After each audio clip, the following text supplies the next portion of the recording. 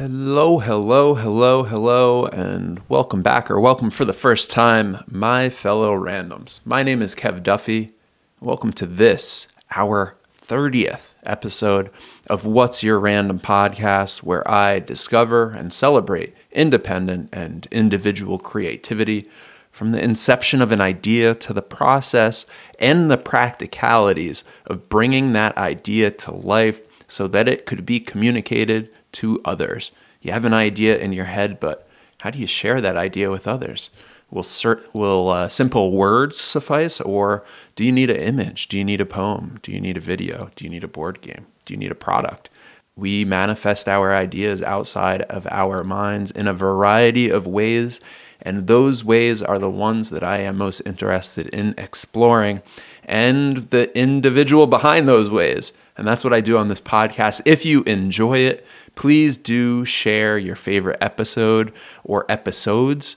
I mean, if you can, share every episode that comes out. That would be my tall and big ask, but a little bit of a smaller ask is if one episode made you come back for more, share that episode so that we could get the voices of my guests into the ears of other creatives so that we could benefit and grow together. That is essentially at the heart of why I am doing this podcast. Not to mention, it's just a lot of fun, and I like talking to people, and people are interesting. And on average, very, very kind. So even on the bottom side of average, you're still in kind. So it's like people are just pretty good-natured in general, and I love that I could prove that by randomly inviting random strangers to the podcast. And today was one such guest, and it was just a heck of an episode. I was really interested in the many layers to Hunter Fournier, aka Wet Noodles. Hunter is a cartoonist at heart. He also works in ink and watercolor, and he does murals and sign work. And he is also, very notably, a collector of vintage pens. We explored all of these areas, including an ongoing project that he's been developing over the course of very many years about a bear that goes to space and his trials and tribulations as he explores the universe as well as his own mind. Yeah, you can tell that there's a lot to chew on in this episode. So I will let us just listen to what was an outstanding conversation I had with Hunter Fournier. Enjoy the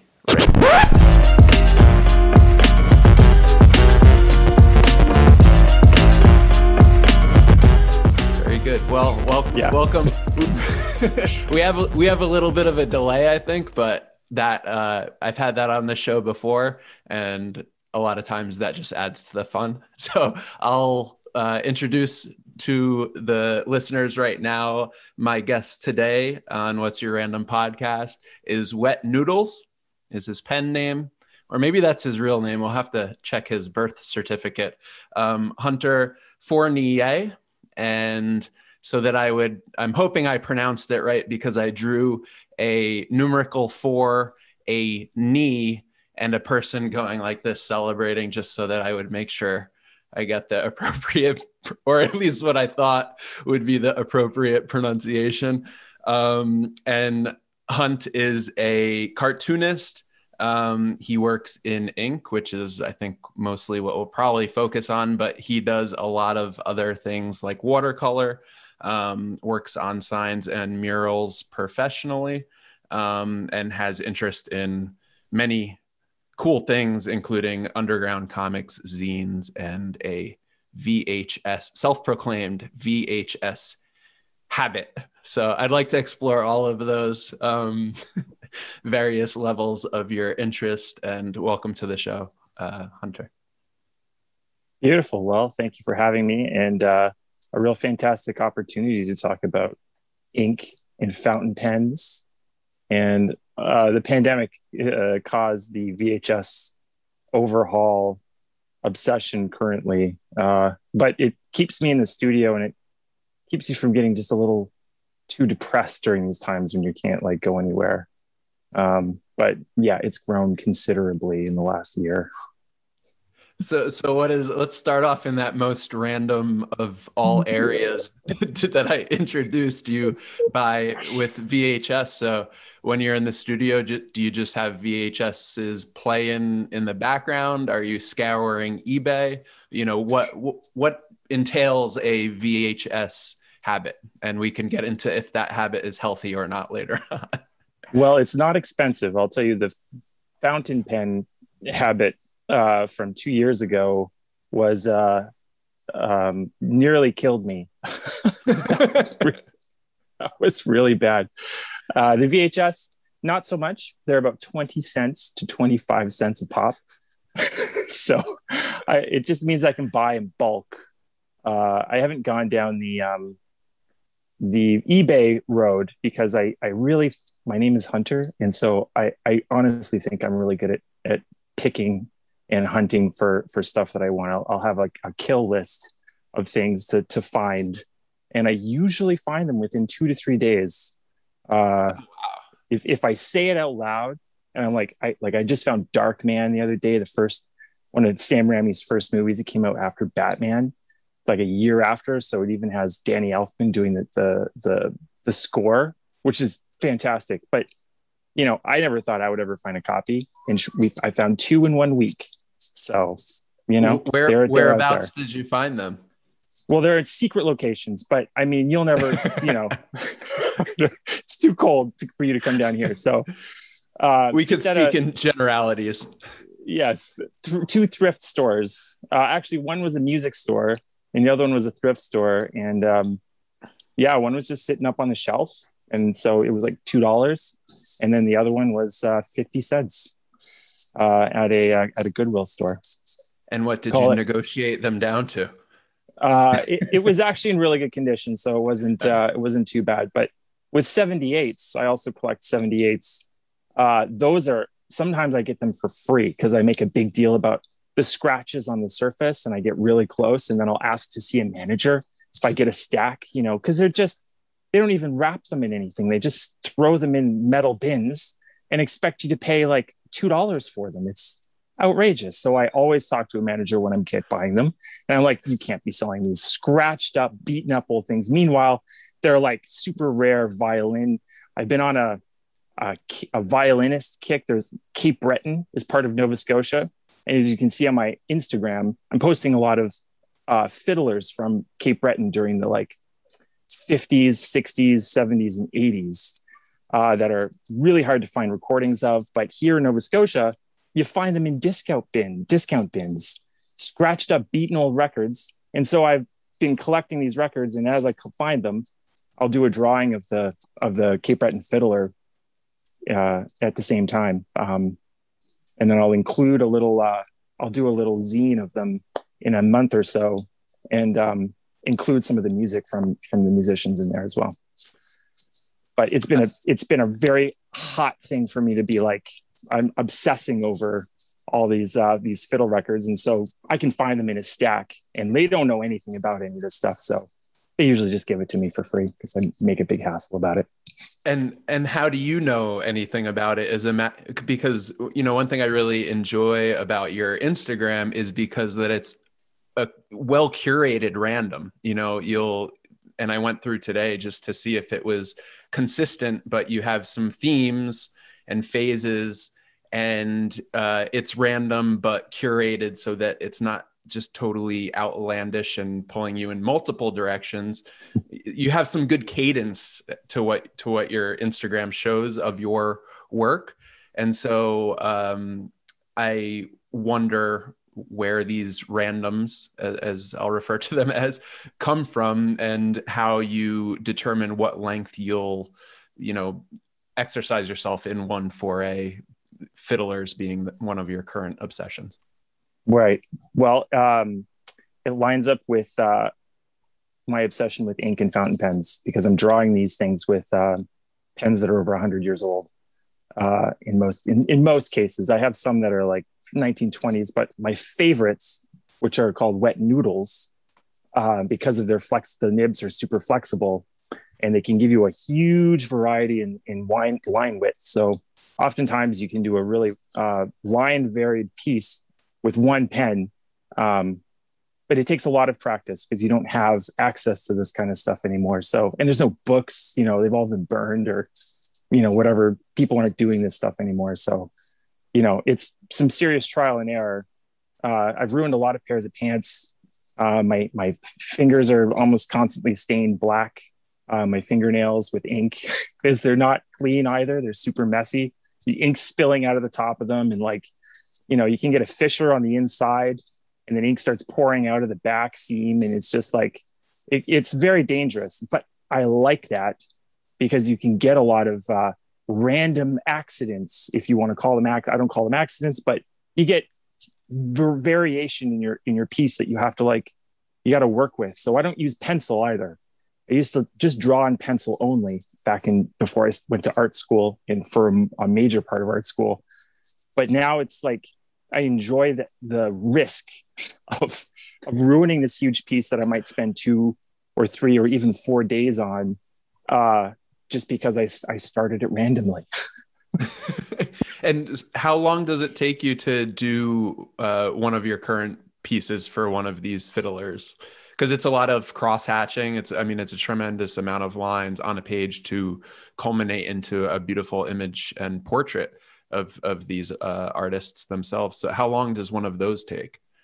I've got it down almost to about 2 to 3 hours right now, and they're about, what's the size? I think they're about, say, 11, 10 by 12, perhaps. I'm using a very large sketchbook that I found at a thrift store for $3.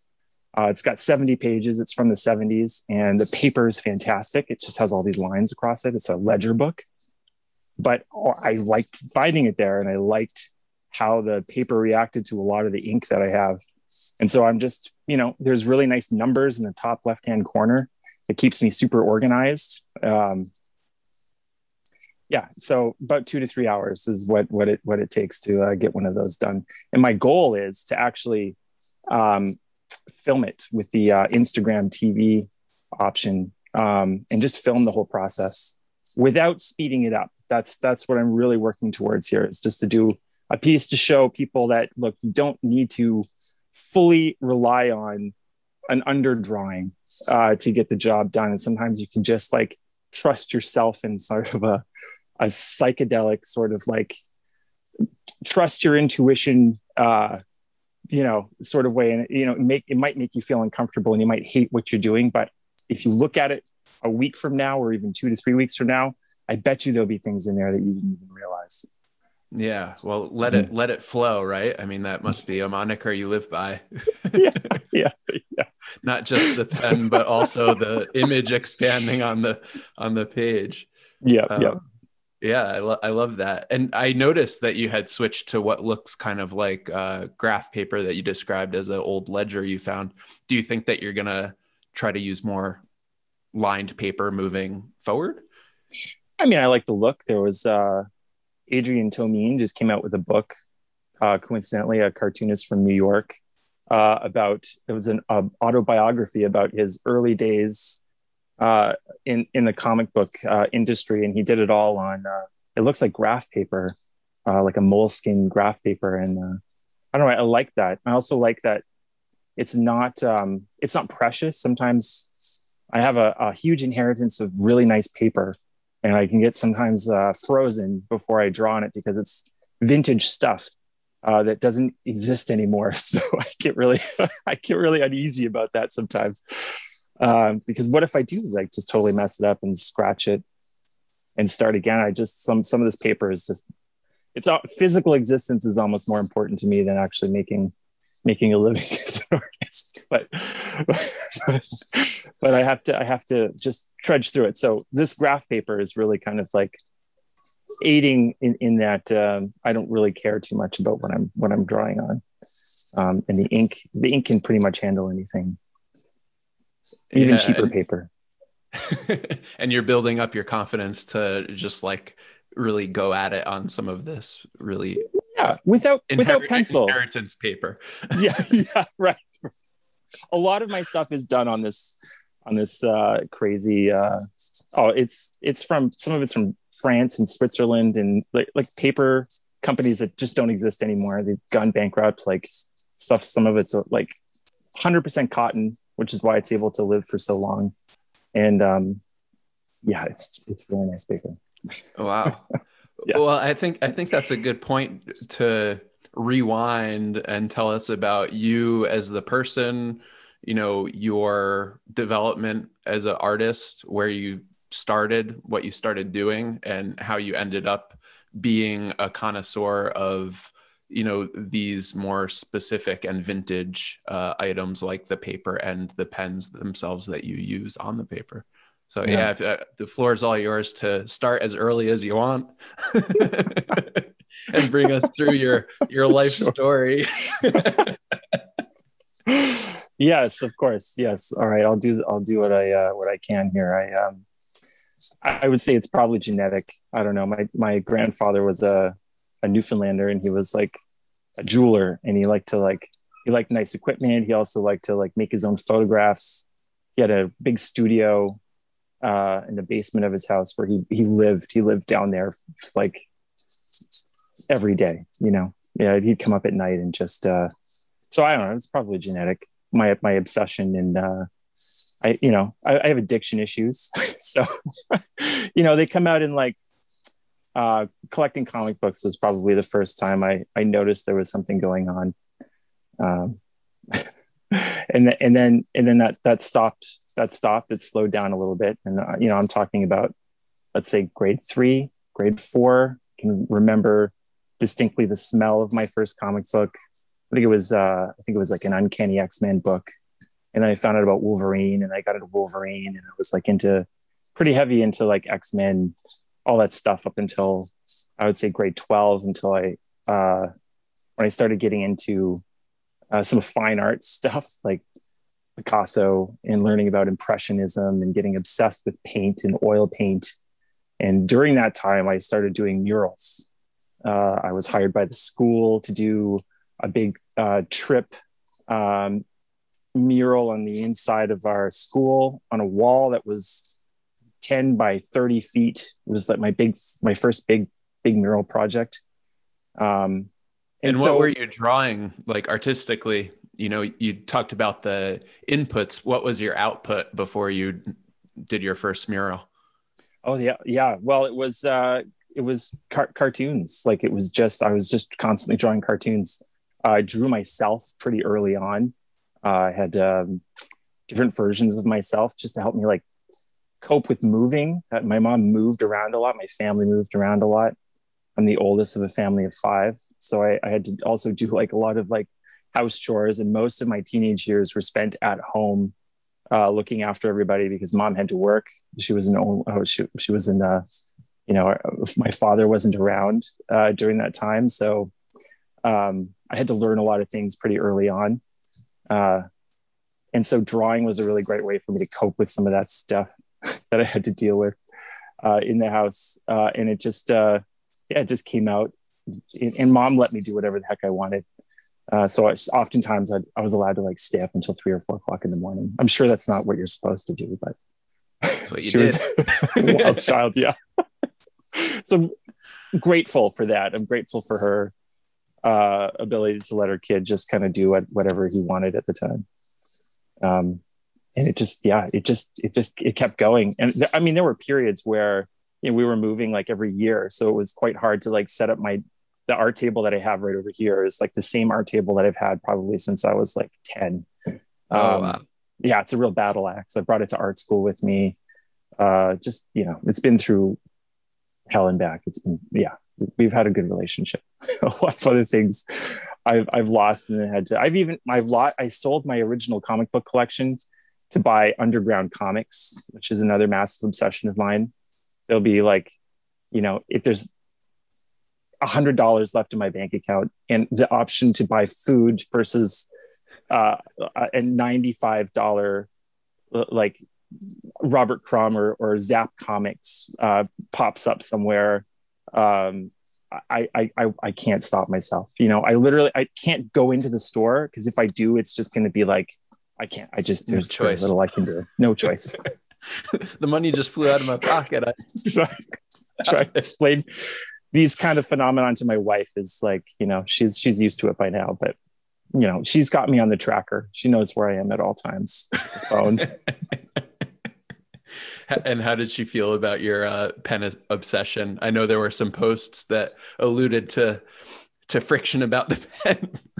Yeah, there's even we have CBC, a news outlet here in Canada, and they actually picked up wind of it through a friend of mine, that I was obsessively collecting fountain pens, like something over 175 right now. It's definitely slowed down because I have enough parts that I can actually like build my own. I kind of feel like I've reached that stage of a Jedi where you're building your own lightsaber. I feel it's like part of my destiny to make this stuff. Like I've done some pretty wild things to fountain pens that I haven't even gotten into on my Instagram. I'm kind of scared. I don't want to be the guy who always talks about pens, you know, like just if they ask. I think you already are. Aren't you? Right. I mean, somebody has to carry the torch, keep it alive. Yeah, no, I love that. And I'm not exactly sure how I came across your Instagram, but I was really glad, obviously, that I did, because it's filled with tons of gems. But yeah, you know, before I interject myself too much. So you were doing this mural at school. Yes. And then what was the trajectory from there? Well, after that happened, I did the mural in the school. Not only that, they got me to do the design went on t-shirts. We were doing fundraising for a tour going around the upper half of Newfoundland for our I was like grade 7, grade 8. And so I did all the promotional material for that. And I also did a big mural for the side of the bus, which I didn't think I could do. Previous to that, I did do one other mural for my father, which was the Tasmanian devil in his basement. But I was young. He was just confident that I could do it. And I was like, are you sure? And I mean, he paid me for it. It was, or was I like 12 or 13, maybe 12. And, yeah, I remember distinctly. And then from there, it's the school thing with the trekking around Newfoundland. And then the theater company in St. John's contacted me and wanted me to do a mural outside of their house or outside of their production house about, what was it for? The Grinch Who Stole Christmas. And so I did like a Van Gogh Grinch Who Stole Christmas kind of theme, but it was also in the middle of winter. So we're talking like minus 10, minus 15 outside. And then CBC also came along and was like, oh, look at this. There's a painter outside when it's this cold in the middle of a storm painting a wall mural at St. John. It's a Christmas miracle. Yeah, I think I did it for $250. I thought it was a really good deal. But man, yeah, just painting outside in the winter. I don't know. It just kind of landed in my lap that this mural thing just kind of has propelled me forward through my career. It's something that I don't always like doing it, but it always lands. I'm always getting phone calls. I'm always getting people messaging me to do stuff. And it's funny that it's just always there. I can't shake it. So it's an undeniable part of like who I am as an artist is like mural work and sign painting. I didn't know it was called sign painting until like maybe 5 years ago.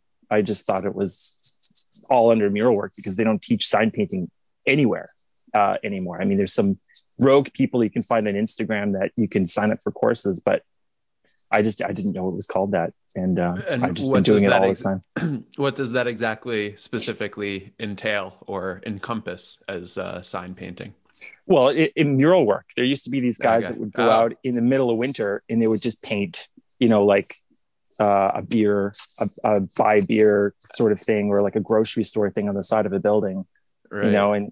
And it used to be a thing that up until like the late 80s before vinyl came in,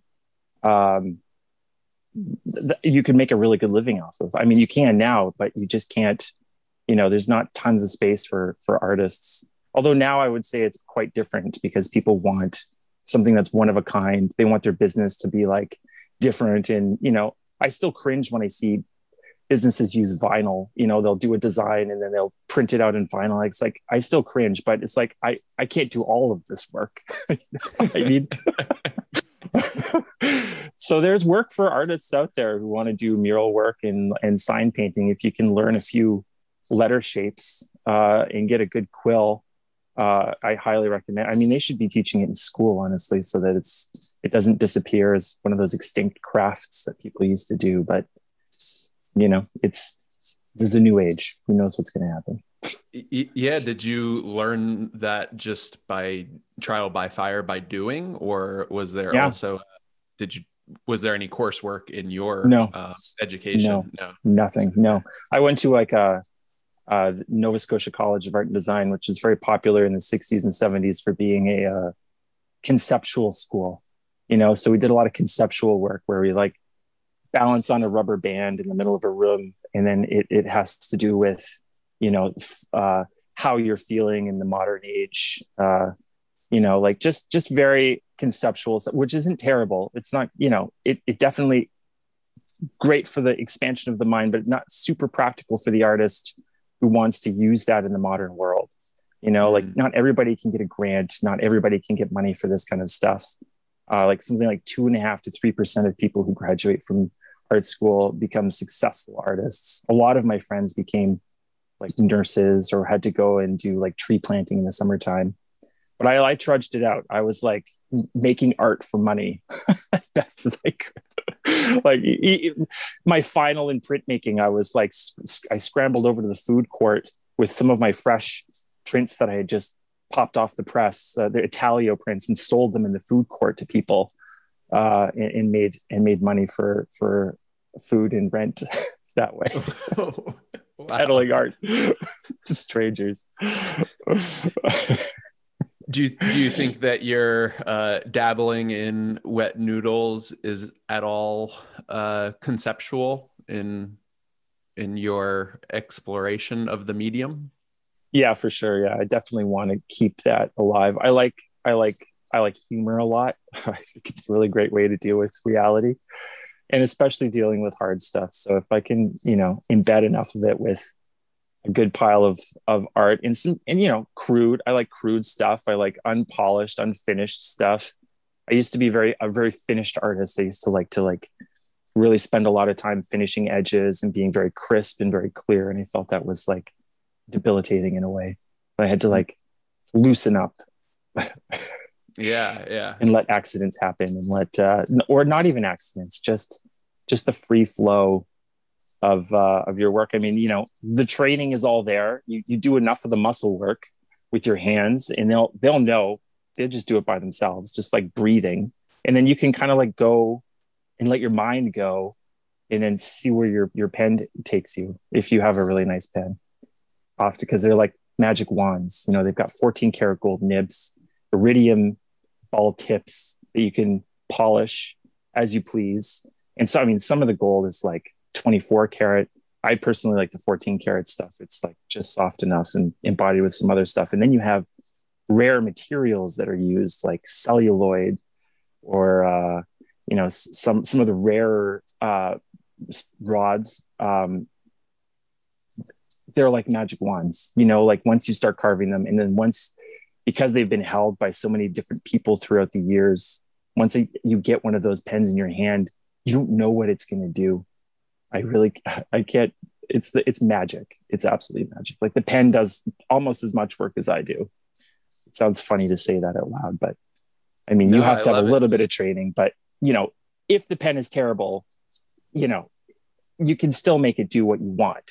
But this is more of a like full bodied experience. Like, if you drink wine, you're going to want like a tasty wine. You're going to want to talk about it, its flavors. I don't drink, so I don't talk about wine that much, but I open a bottle of ink. You can smell the ink. You can almost like pick out flavors and the things that they use in it.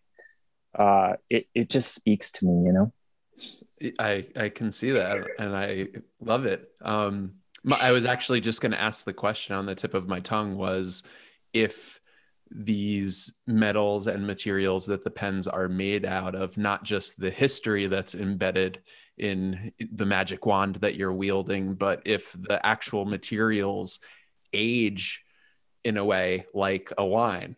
I was literally going to ask that. So there must be some resonance going on here over the across the East Coast. Is there anything to that? And I mean, the way that the pen was historically used, that it's worn in one way or another, and is that beneficial? Or, I mean, that's pretty subjective, I guess, if it's beneficial or if you just have to use it to the way that it's flowing.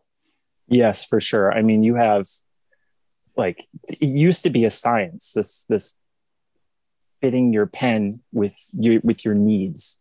Like they used to in Japan. I mean, there's still some pen makers that do this. They'll sit down with you and like it's almost like going to a palm reader. They'll take your hand, they'll study your fingertips, where the pen lands here. And so they'll do a full chart, watch you write and how you write. They'll do a full chart, break down everything there is to know about you through your hand and your writing samples, and then suggest this is the type of material for you. It could be metal, it could be wood, and then it could be a different size. Like you might, if you have a heavy hand, you're going to want a thick metal nib with maybe not too much give if you're pressing really hard, something that can like handle it. And then with the iridium tip at the end, if you polish it, you can polish it slightly to the left and you can polish it slightly to the right to give you a softer glide across the paper. If you want to feel like you're writing on a cloud, or if you want to feel like you're writing with a little bit of friction, like a pencil, you can also polish the nib in a slightly different way that gives you a little bit of friction and some tension on the paper that can change your experience altogether. And then you throw in an ink, a type of ink that is a slightly thicker ink. There's like ink with lubrication that you can use in needlepoint work, which is some of my favorite stuff. My favorite pen right now is a stenographer's pen made in the late 1910s that has a fitted Brause, which is a modern pen manufacturer from Germany. I fitted a Brause nib into the top, and it's like a 00004. It's like super extra fine, but it also has a lot of give. It's only steel, but I have to use a super lubricated ink in there so that I get like good flow. Otherwise, it can be really frustrating with having to like squeeze the ink and shake it, and it's got to be the right ink, but the right combination can cause different effects depending on. And so material is a major factor in how heavy you want to write or how light you want to write. Rosewood is a nice material to use. Like it also warms up as you're holding it for the body of the pen. For the body, okay. Yeah. So as you're holding it in your hand, the curves kind of like rest in the right spots. And then it'll also heat up, because if you're writing for a long time, which people don't do anymore, but if you wanted to write for a long time, in your journal or draw for a long time, then you might want to use something lighter. And I swear the longer you hold it, the more it just like it almost feels like putty in your hand, the way that a pen that fits you and suits you right. It's like you don't want to stop writing with it. Nothing can go wrong. It's like a perfect period of time where it's like, it's just bliss. You put the cap back on and you put it away, and you're just like begging for the next time that you can sit down and write with it. It's really, it's something. So yeah. And age has to definitely play into that, because at least for me, I'm not a big modern pen person. I'll pay like, the most I've probably paid for a pen is around $650. But I mean, there's some vintage pens that you pay $2,000 to $3,000 for, which are totally where you can't even think about the price tag at that point, because you're like, some of those Watermans, you're probably familiar with the Waterman's pen, the classic red ripple. It's got these beautiful red and black swirls that go all the way around it. It's made of ebonite, which is a very light type of plastic. And they're beautiful. They're polished. And there's a place in Japan that actually uses a type of tree bark to encase the ebonite. Oh, wow. in a type of a shellac that's really really soft and warm to the touch, and over time it changes color. So you can go from a red to a green to order these. It takes like a year to order these things. Like they hand make them for you. So it's very special. But when I buy a vintage pen, I feel like it's been tempered through time, like people handling it, where it's been stored, like exposure to sunlight, air. It all has to do with being in my hand at this moment in time and working on this drawing right now. And how it's just all lined up. It's incredible to me that they're even in my possession. It's great.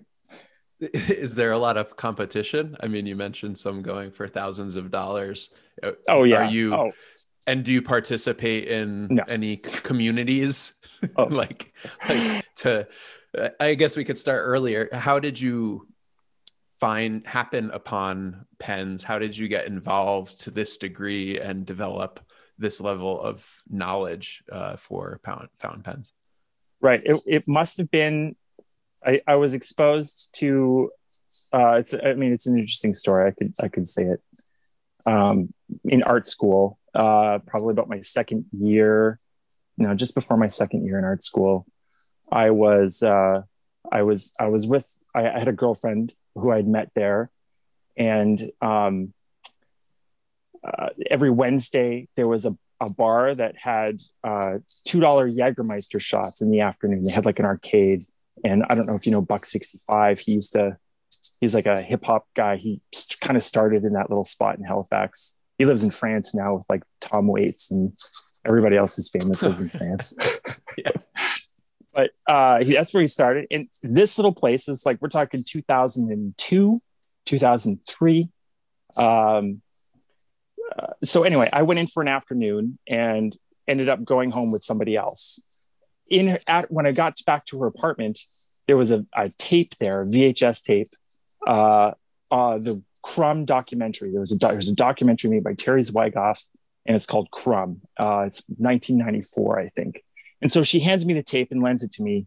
And here I am, like the next morning comes and I've got to scramble and think about this like extravagant thing that happened to me that evening so that I don't get in trouble with my girlfriend. And explain why I have this tape in my hand. Where did it come from? Why didn't I come home last night? And who gave you the tape again? A person I went home with that evening. Gotcha.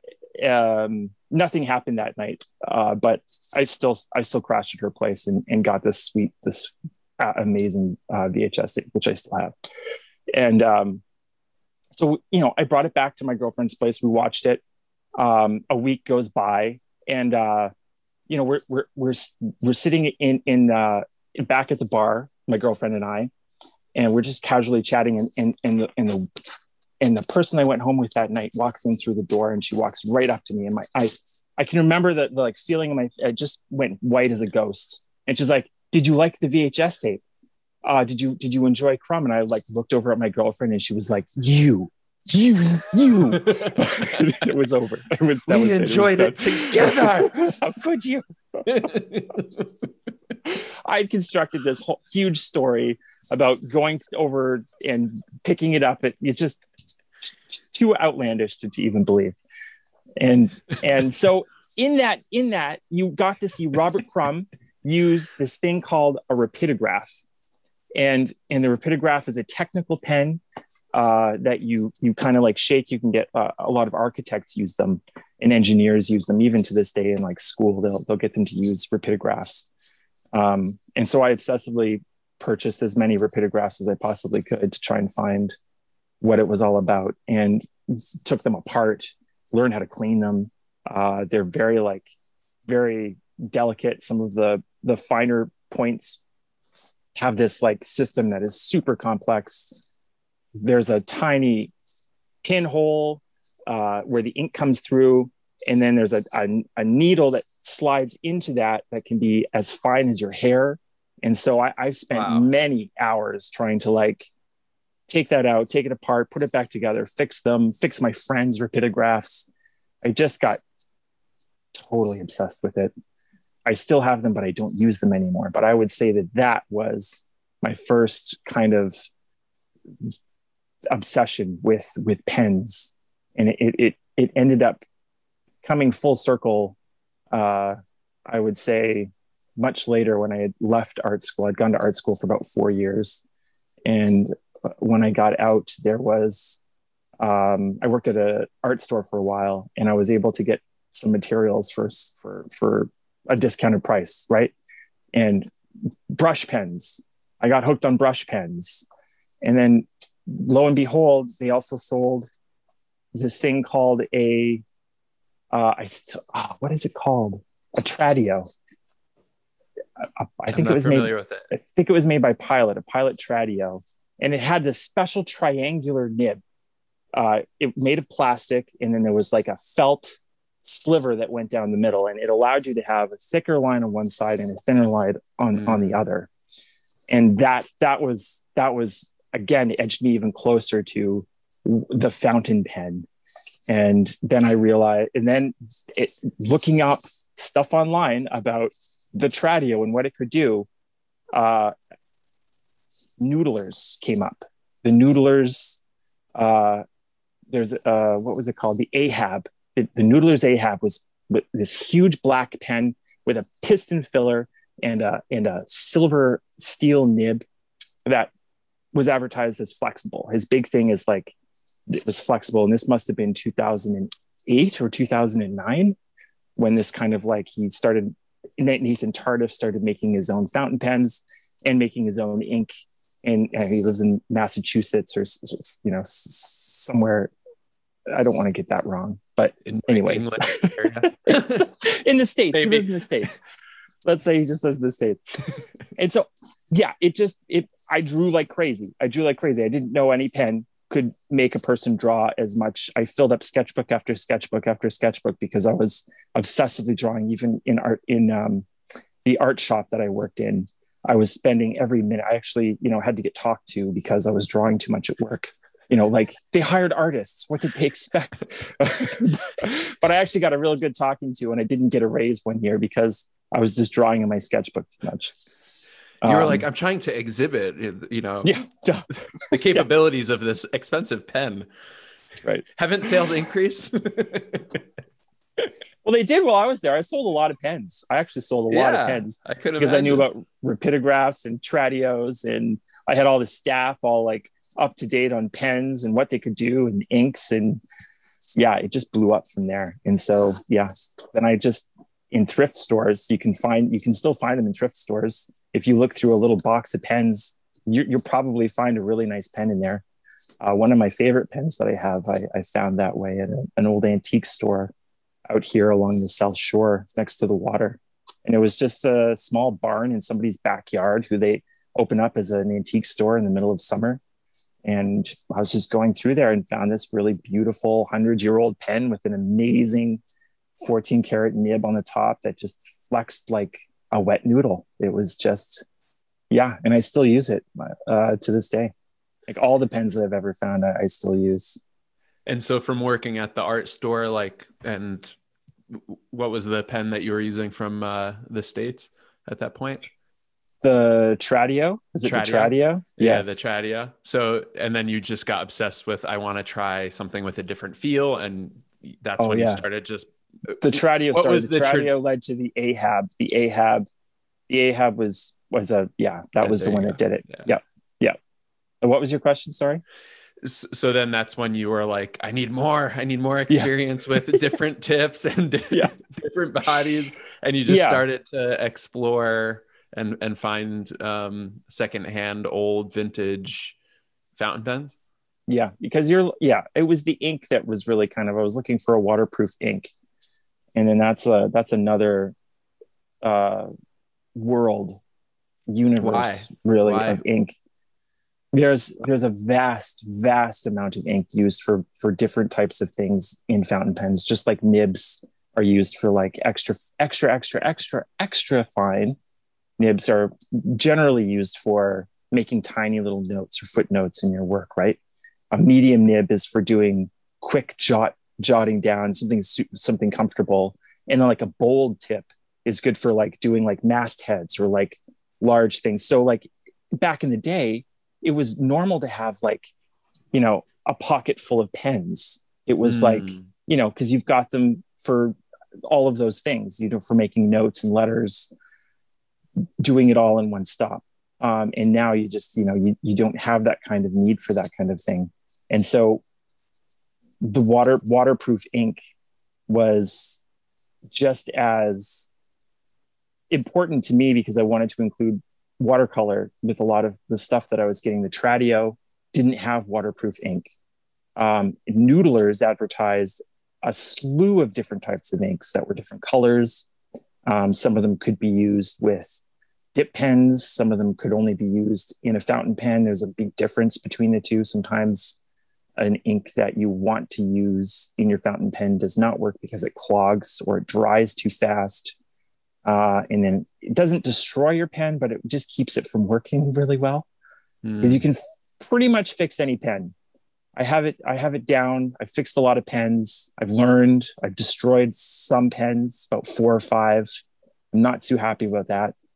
I still think about it almost daily. But I've learned from it, and it's helped me move along and build my own Franken pens, which is just bits and pieces of pens that are my favorite, and then I jam them together and try and make something new, something different. And then you throw like a different ink in there, and you also have different colored inks. You have see-through inks, and you have some inks that have little bits of debris that will dry a different color on your paper, like depending on the type of paper that you use as well, because there's lots of different weighted papers. It's just I never learned about any of that in art school. And that's like, I'm not mad about it because I did learn about a lot of things in art school, but I didn't know that it was going to be such a major point of my interest in that, like, to obsess over. And I don't know, and just to be able to sit down and feel, because you also have to spend time with them. You have to spend time using the ink, and you got to spend time using the pen in order to just kind of get the feel for it. Because you can make a bad drawing with a really nice pen and be like, oh, this pen sucks. Well, it's like, no, the pen doesn't suck. You just have to like fuse with it. You suck. Yeah, I'll say it. You just didn't use it right. You didn't use it to its fullest potential, I think is the underlying. Really what we want to say. But how do you, so I guess first question is, what did you learn at art school? What were you working on during your time there? You said printmaking was one facet of your studies. I went in for painting, and then got back into comics. I went back in pretty heavy we have a really nice comic shop here in Halifax called Strange Adventures, who've really been the owner and proprietor there, has really been supplying me with a good fuel of books over the last 15 years, 16 years, maybe even more than that. It's been 20 years, because I moved here in 2001, and so so 20 years. Wow. I'd say the second year that I moved here, I found Strange Adventures. So 2002, I've been buying from them from 2002, and so it's just the room I'm in right now is just surrounded with comics. They're everywhere. It's just like, it's comfort, it's nice to have them around. And I noticed that you draw your own narrative pieces with your fountain pens, and also have a watercolor project you're working on. So can I ask about I think it's Arturo the Spaceman? Yes. Yeah. I was wondering if what you have in store, what you have planned for Arturo as a character, and the larger project that he's a part of. Wow, thanks for asking about that. That's it's one of the things I've been working on over the last 4 years, that a lot of people have shown some serious interest in. So I'm world building. I have about 15 to 20 different stories that are all over half of them are finished. The other half are half finished. I'm going to be releasing them as an anthology. I have it's a large project that I would love to have YouTube channel, an Arturo YouTube channel, where he's sort of sitting in his spaceship, and it's me in a bear costume, uh, kind I of love everything introducing about this. Yes, yeah, please. introducing these stories, where I would work with a couple of animators to do some of these stories as animated shorts or claymation shorts, or even just narrative shorts that are animated. Because I mean, I don't know if you've seen the new Invincible series that came out with Robert Kirkman, but there are elements of like uh, frozen drawings, like moving on the screen, like when he's like flying Mm-hmm. through the air. It's just one picture, but it's like it's just moving, and it reminds me of like a much older style of animation where it's just like paper cutouts that are moving around on the screen. Yeah. There's a really great animation if you can stomach it. It's called Violence Voyager from Japan, and I think it's I may have seen that. I'm a you bit may of have a seen. Japanophile, and Ah, it sounds very familiar. Oh yes, wait, it's about yes, it's pretty new. yes, like 2 years, maybe two And years new. very extremely creepy. Yeah, I've Yeah, seen it. yeah. Yeah. It's just they're just tiny paper cutouts, and you're just I don't know, like you've seen it, so you know everything about it. It's amazing that you can So it's feel those things with right, paper. right.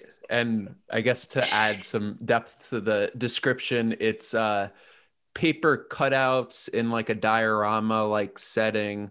Sometimes the cutouts are moved physically, but practical effects are used and rack focusing and things like that to make the setting as dynamic as possible despite and really because of the limitations, they bring full body to the environment, and the illustrations that they use or the style that they use is and the story is just perfectly creepy to like it just comes together to Yeah. form something that's like amazingly unique. Mm-hmm. Yeah. Yeah, I have a particular interest in practical effects too, and something like um green screening, like only using a green screen but not using CG to animate on top or with the green screen. um Yes. yeah. I love the grassroots aspect of it. I like that you can do this in your studio with like $0. If you have a computer and your phone, you can literally do this in your by yourself or a friend. Obviously, you need some editing software, but you barely need that with certain apps that are out now.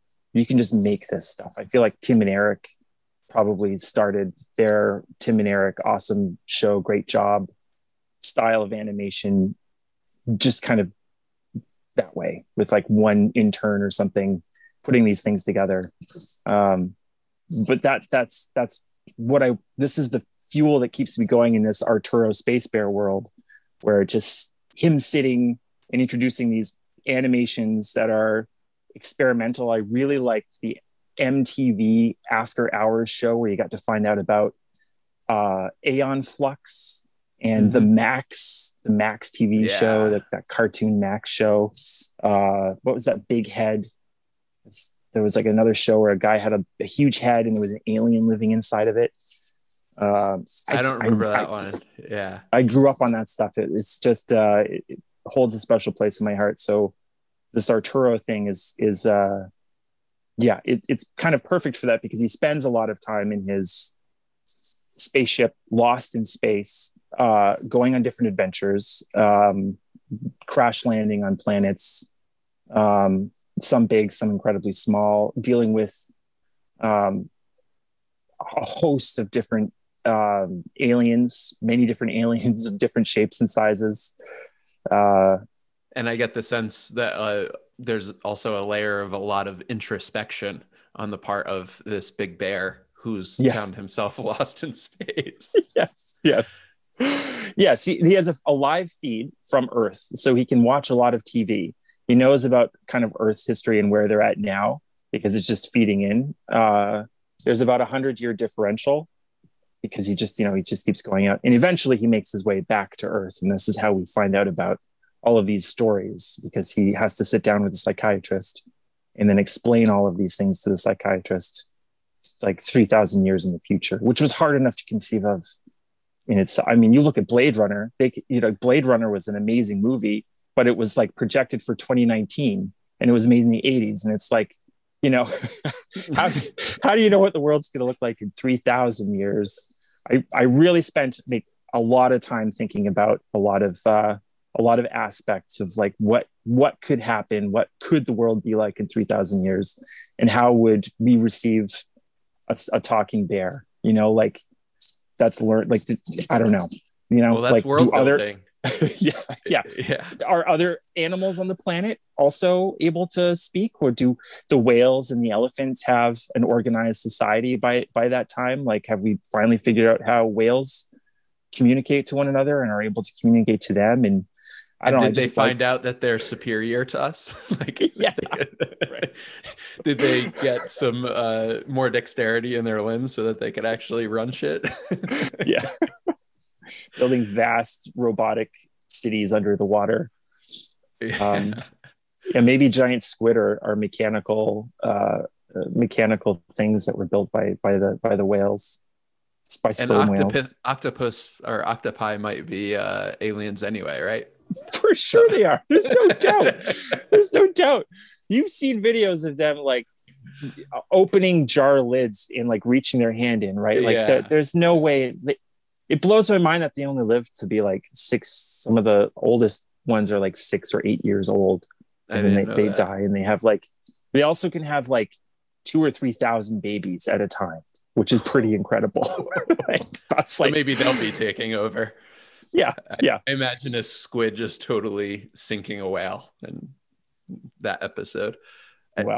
Yeah. How did you conceive of Arturo? Like, what was the seed of inspiration to start this 4-year journey of developing him and world building around him that you've been on?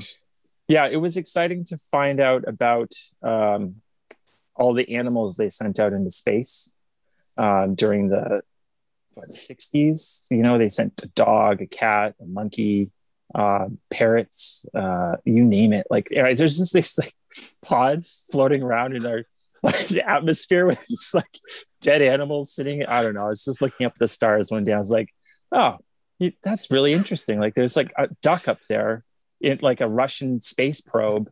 There's like a perfectly preserved dead duck.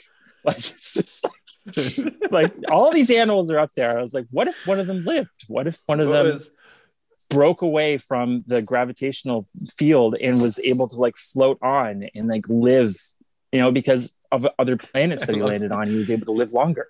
So going back a little bit further, did you possess the knowledge already that the Russians sent that duck? Like, did you have a wealth of knowledge about that topic, or was it because I think we all have an image of the monkey that was sent up, or some animal or another that we saw in some documentary somewhere.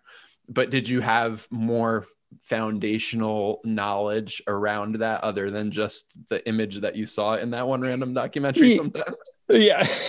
And then yeah, go ahead. Answer yeah, no, there are some, I have a couple of National Geographic is where that information came from. Some of the history of Russian space probes, specifically Russian space probes, but America also sent a couple of animals, more than a couple of animals, frogs, you know, they weren't like, just you name it. They sent it up into space just to see how organisms were reacting with space and gravity and lack of gravity. And so the tardigrade was what gave me the idea for space bear, and how a bear could live in space longer than any of these other animals. Like if you were to splice a tardigrade, which is, they call them water bears, but they eat moss. You can find them, I think, in your backyard.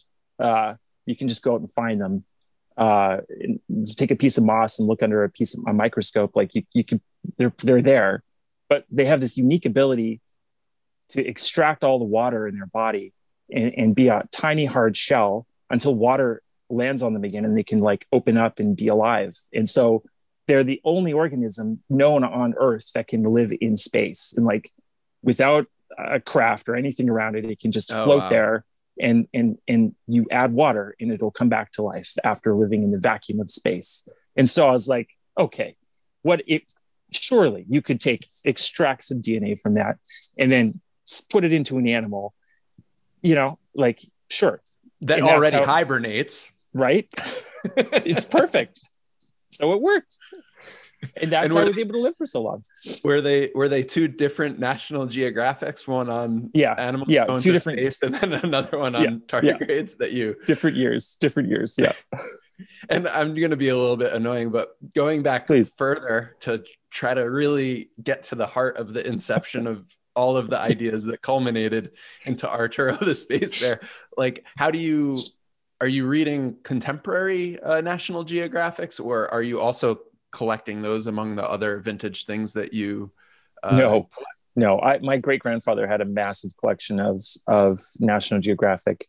We inherited maybe half of it, and so I grew up with a lot of National Geographic around. But I definitely am not like you know,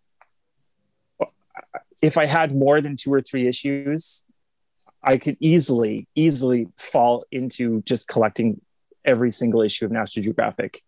I don't because I only have so much space for things. So I collect the issues that really spark something in me. And there have been enough National Geographics over the years that have sparked an idea that I have to save them. I have to keep them. And so those National Geographics are within arm's reach. I always have them like sitting around every time I've moved or whatever. I've just over the last 5 years, 4 or 5 years, I've always had them at the top of the pile because it's just like the picture of the tardigrade on a piece of moss was like that, and then the other one about the all the different animals that they sent out into space. I was just like, that's it. It was perfect, and then just a little stargazing is just kind of like sealed the deal.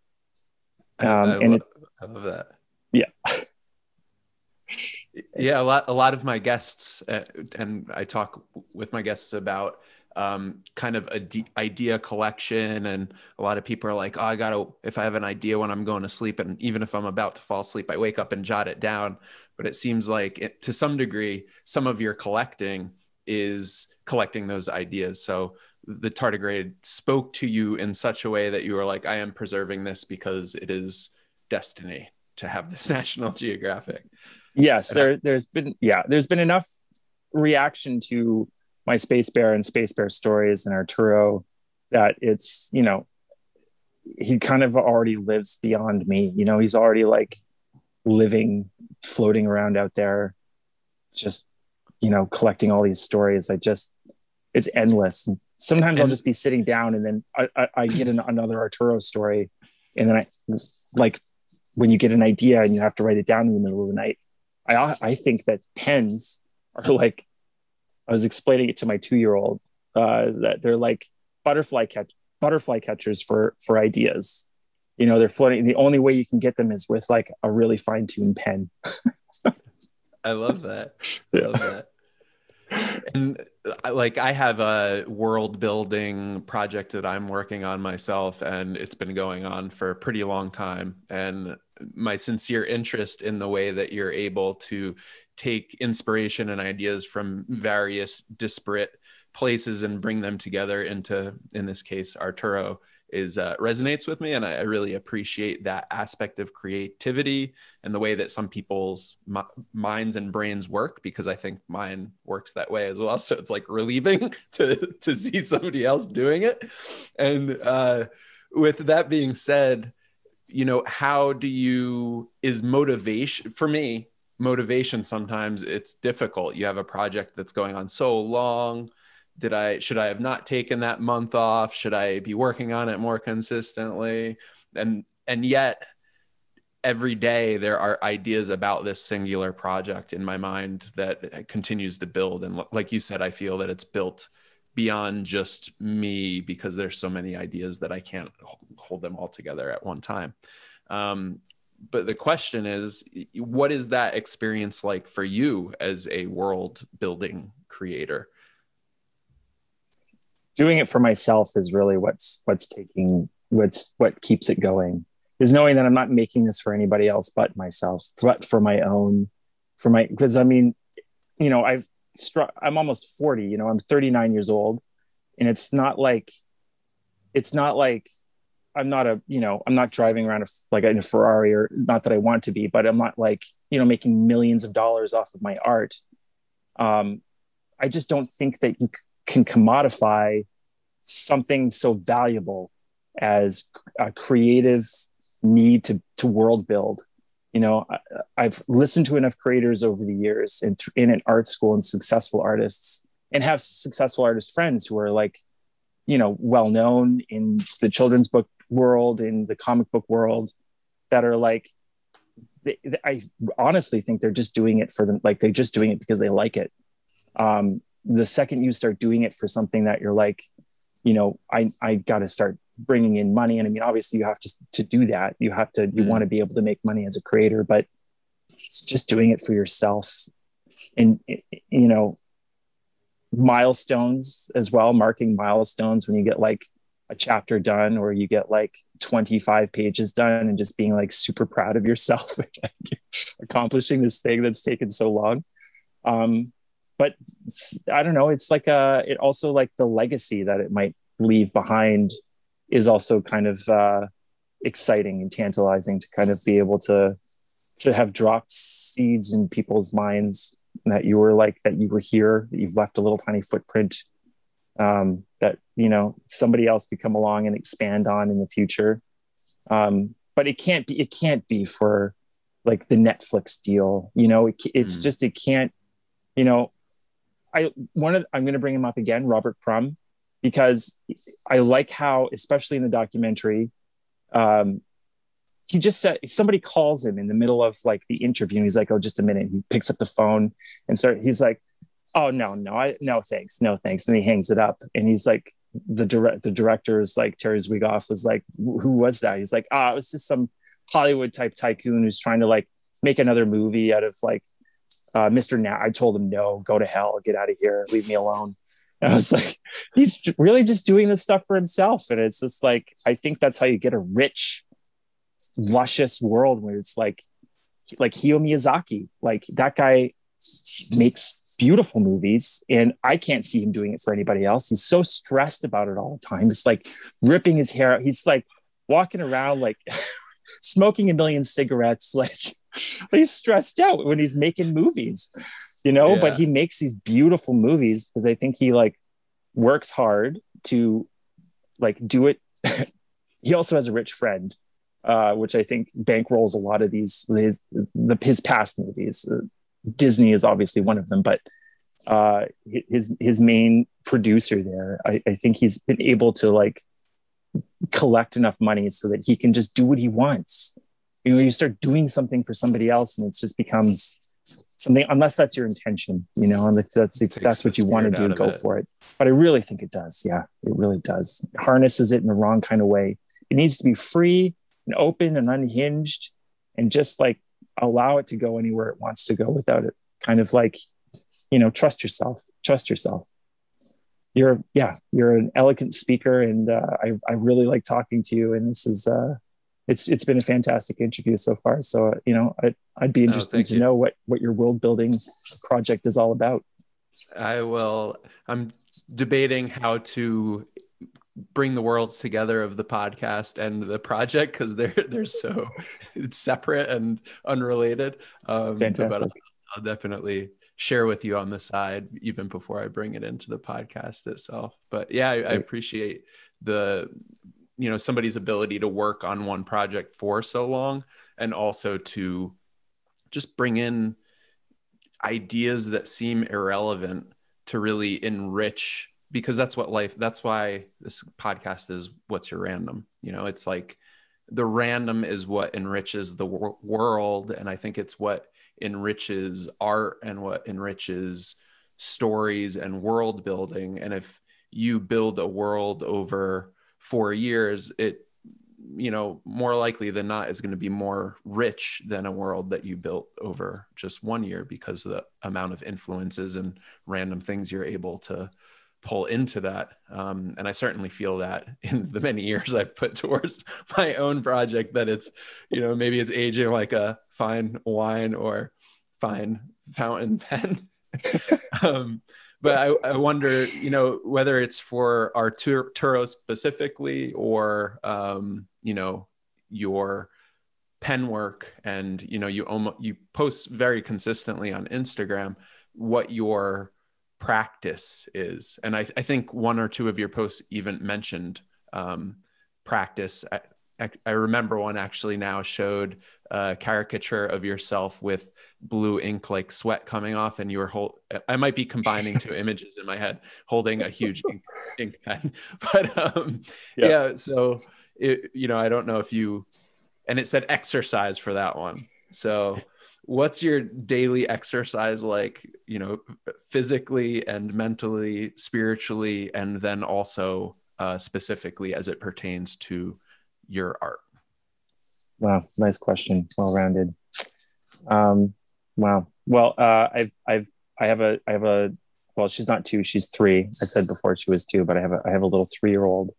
And so she's, for the last 3 years, I've been the stay-at-home dad, and my wife has been, kind of work. I mean, that's not true, actually.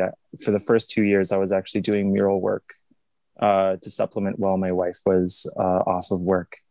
And yeah, I did some really good murals, like some really big jobs that in the middle of winter that really kind of like, but yeah. So anyway, so I've had to navigate what it's like to be a parent, get creative work done, find time to do that.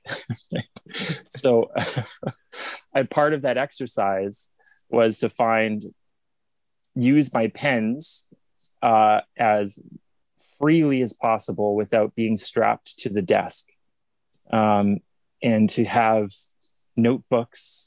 plenty notebooks on hand, just like, label them, what month I started them in, and then just go from there, and be able to have like a pack ready to go.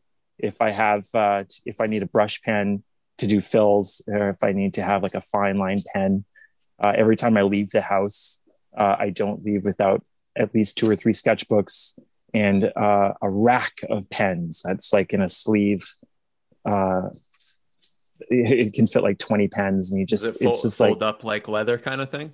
Yeah, well, it's in a piece of fabric. Yeah, it's a piece of, because I try and keep them as nice as I can. I also use them, so I'm not going to be like polishing each one after I use it. I literally use them, so I can't be too precious about it. But yeah, so I have all of that stuff. So that was a real exercise, to be able to kind of like have a kit ready to go anytime, and just to be able to like jot anything down anytime I needed to jot it down. So with the watercolor stuff, I had to like make all of my pages very small, like super small. And so a lot of the Space Bear I've managed to do within a 4x6 inch space, with the fountain pens being so fine, like even finer than some of the microns that you can get.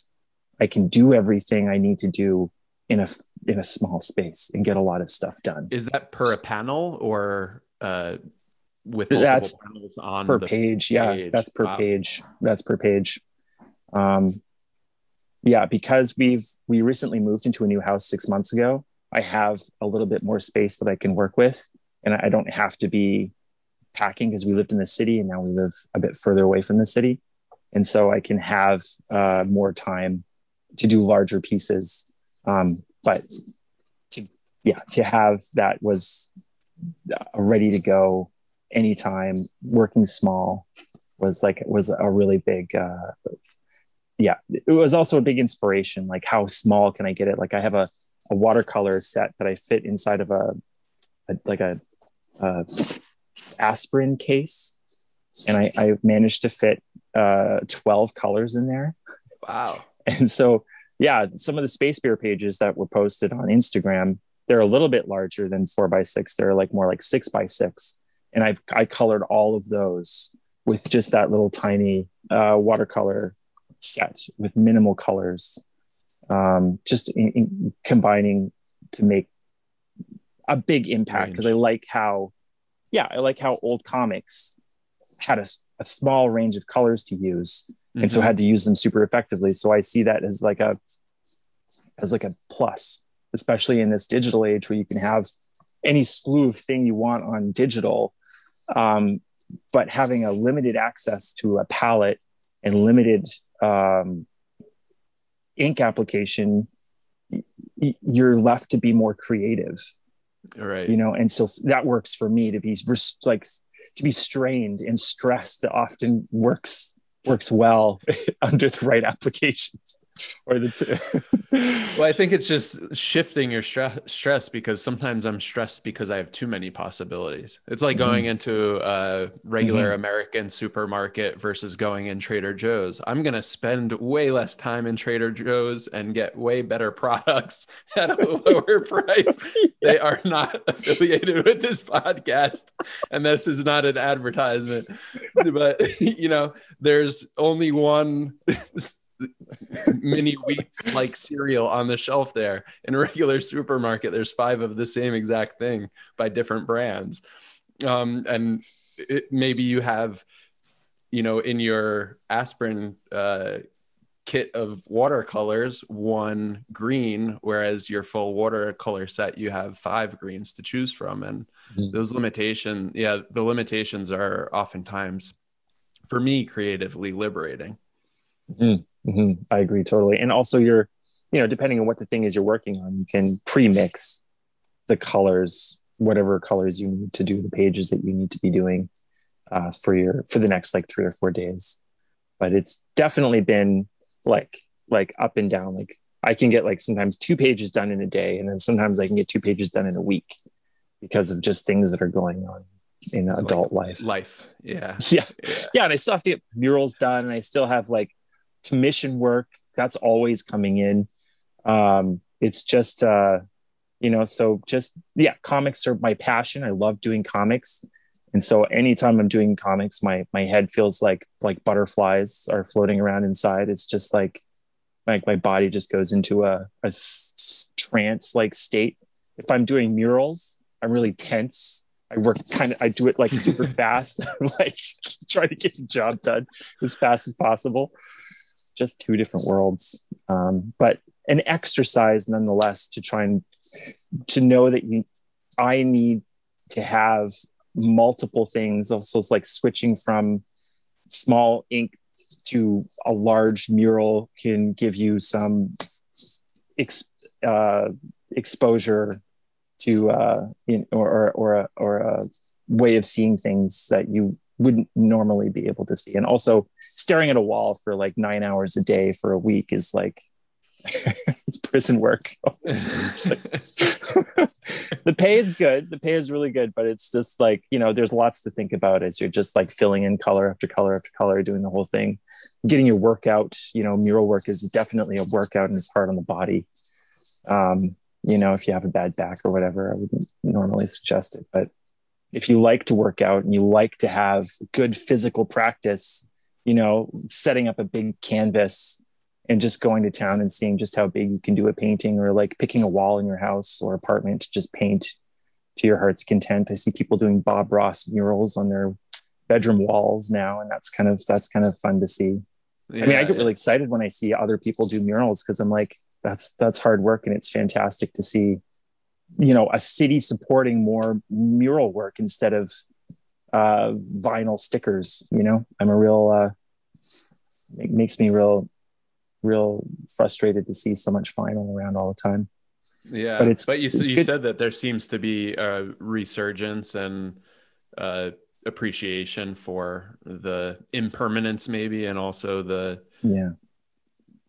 rarity of a original work of art, even if it's just for advertising.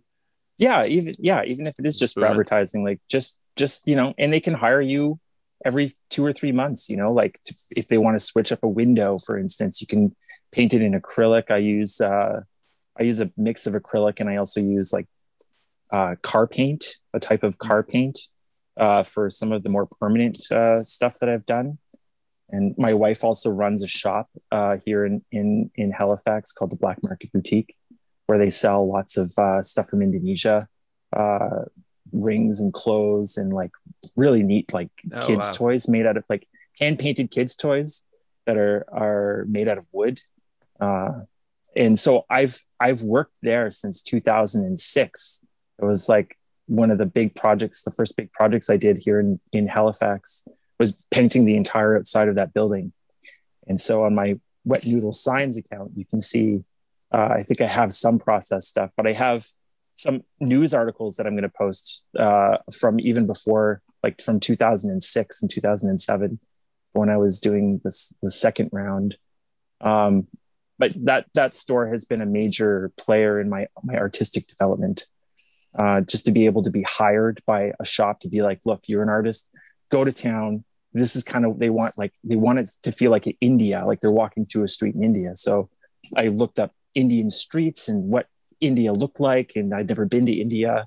I've been to India since, but you know, to try and take that flavor and then throw it onto a building in the middle of Nova Scotia. Nova Scotia is like, I would consider Nova Scotia to be slightly conservative. Uh, we have an art school and we have like over 6 universities here. There's a lot of universities here in Nova Scotia. So, especially in the Halifax downtown core, but you don't see a lot of murals. You don't see a lot of that stuff. There are now, but like, 10 years or 15 years ago, it was me and another guy or another two guys that were doing like the entire city. Now there's like, Wow. there's more now, but there should be even more. There's so many large open walls around the city, and there's like plenty of money in the arts uh, grants that the government has that they want to like give to people. So, it's there and the work is there. It's just hard work. It's just the mural work is hard work. You really want to you got to be passionate about it, or like to be tortured a little bit, because it's like, I painted in minus 25, like 4 years Oh my ago. gosh. I painted, it was minus 25. I had like heaters in my hand and my Wow. gloves.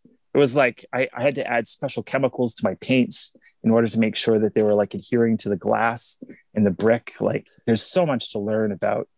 It's just, and they didn't teach that to me in art school.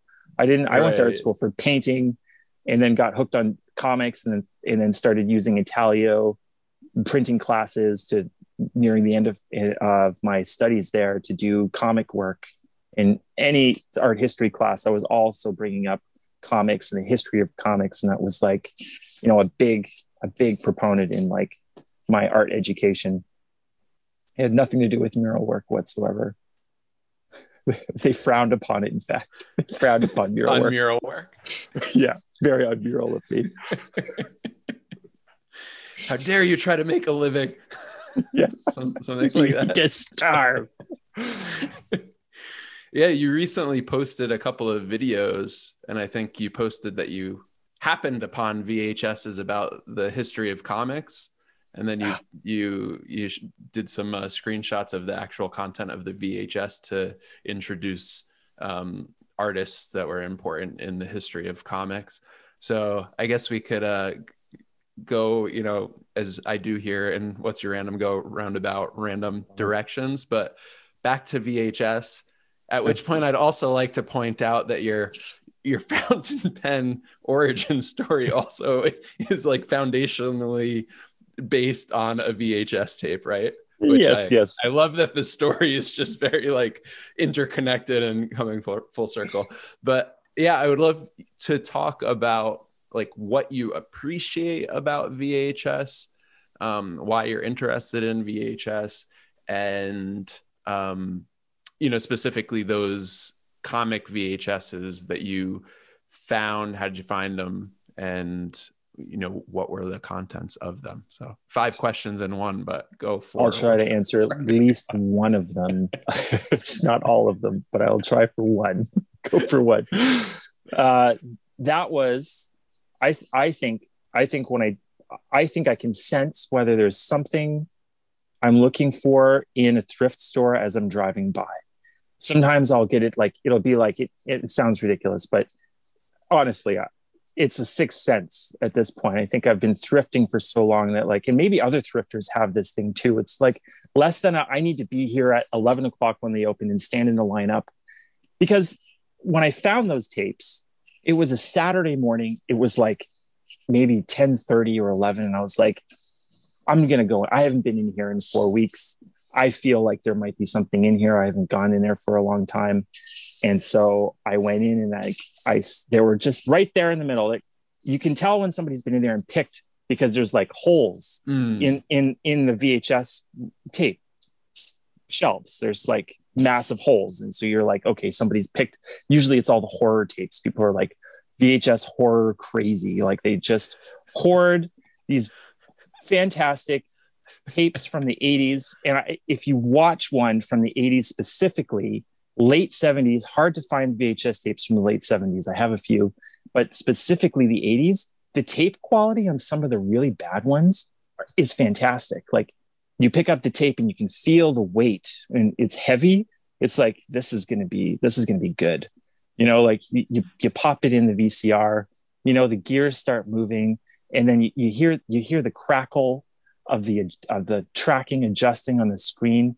And it's just like my creative wheels just turn on. And then I just want to hit my desk and start working or drawing. Like oftentimes to cleanse my brain palette, I'll put on a movie, a VHS tape specifically, because first of all, it breaks in my hand for the day.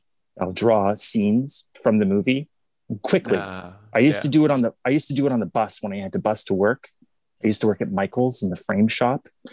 And so I also know how to do framing because I worked there for 3 years and in the frame shop. And that was very grueling, hard work as well. But I know how to frame, which is a really good skill to know.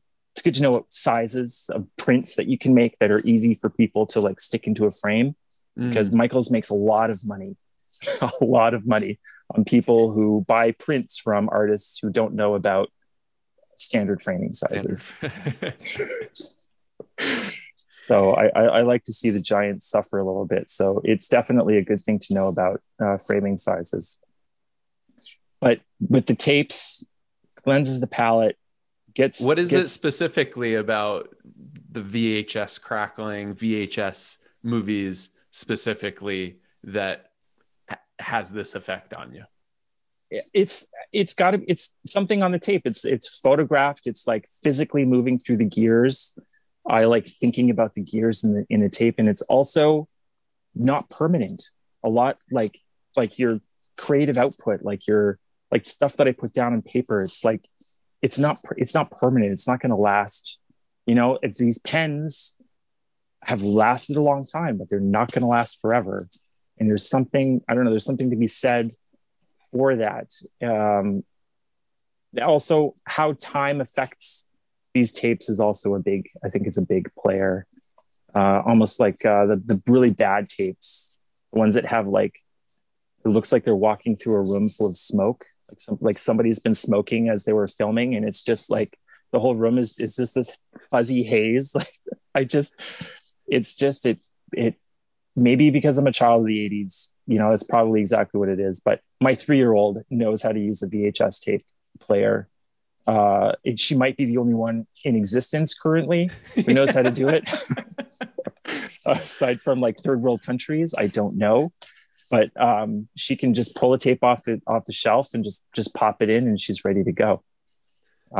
Also, I like to see a major thing about it is the fonts, the font style, and the way that a lot of the covers were painted and drawn and arranged. It really appeals to me. A lot of the times the fonts were hand drawn and hand colored, and so it's also like me just like building a storehouse of reference material for like sign painting, or like even stuff like my fiddler drawings. I try and look for typefaces that don't exist anymore. They're not like in use any longer. I'm less concerned with how is this font style going to function with this arrangement. I'm more like, let's just bring in stuff that just is not in use anymore and see where that goes. Cause like I like my music like that too. I like fuzzy, rough around the edges, like not mass produced. I just, just raw is good. I'm not mean like punk music or anything, because my musical tastes is more like a fruit salad, or a salad of any kind, really, where you have to have like some grains, some fruits, get your vegetables in there. You have to have like a whole bunch of tastes and not just like one to get out of your comfort zone a little bit. But the comic book tapes on this Saturday afternoon, on this Saturday afternoon, I'm just gonna start framing, because something I'm working on here at the podcast is cutting down on the length of my questions, because I tend to like just the ideas come and I gotta get out all the questions at once. Otherwise they like disappear into the ether. So I'm just going to start framing it as a challenge for my guests to remember all of the questions I asked at any given time. Yeah. Fantastic. Yeah. So they happened to be there on the shelf. Everything else was picked, but there were four. The history of comics came out in 1991. They were sealed. Not one of them was open. They were totally sealed. I'd never seen that before. And I just took them off the shelf and just walked out.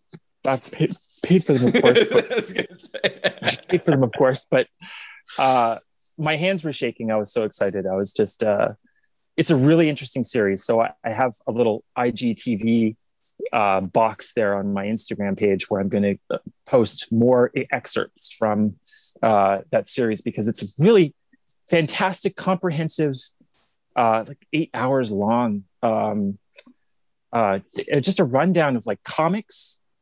But what the perspective they give you is like the context for which was the historical context for when these comic books were being created. And he spent a good amount of time on who was president, what sort of like war was going on. And it starts in the late 1800s and then goes all the way to 1980 and what was happening in the mid to late 1980s. And this is globally too, right? It's a lot of those ones that I showed specifically were at the end of tape 4.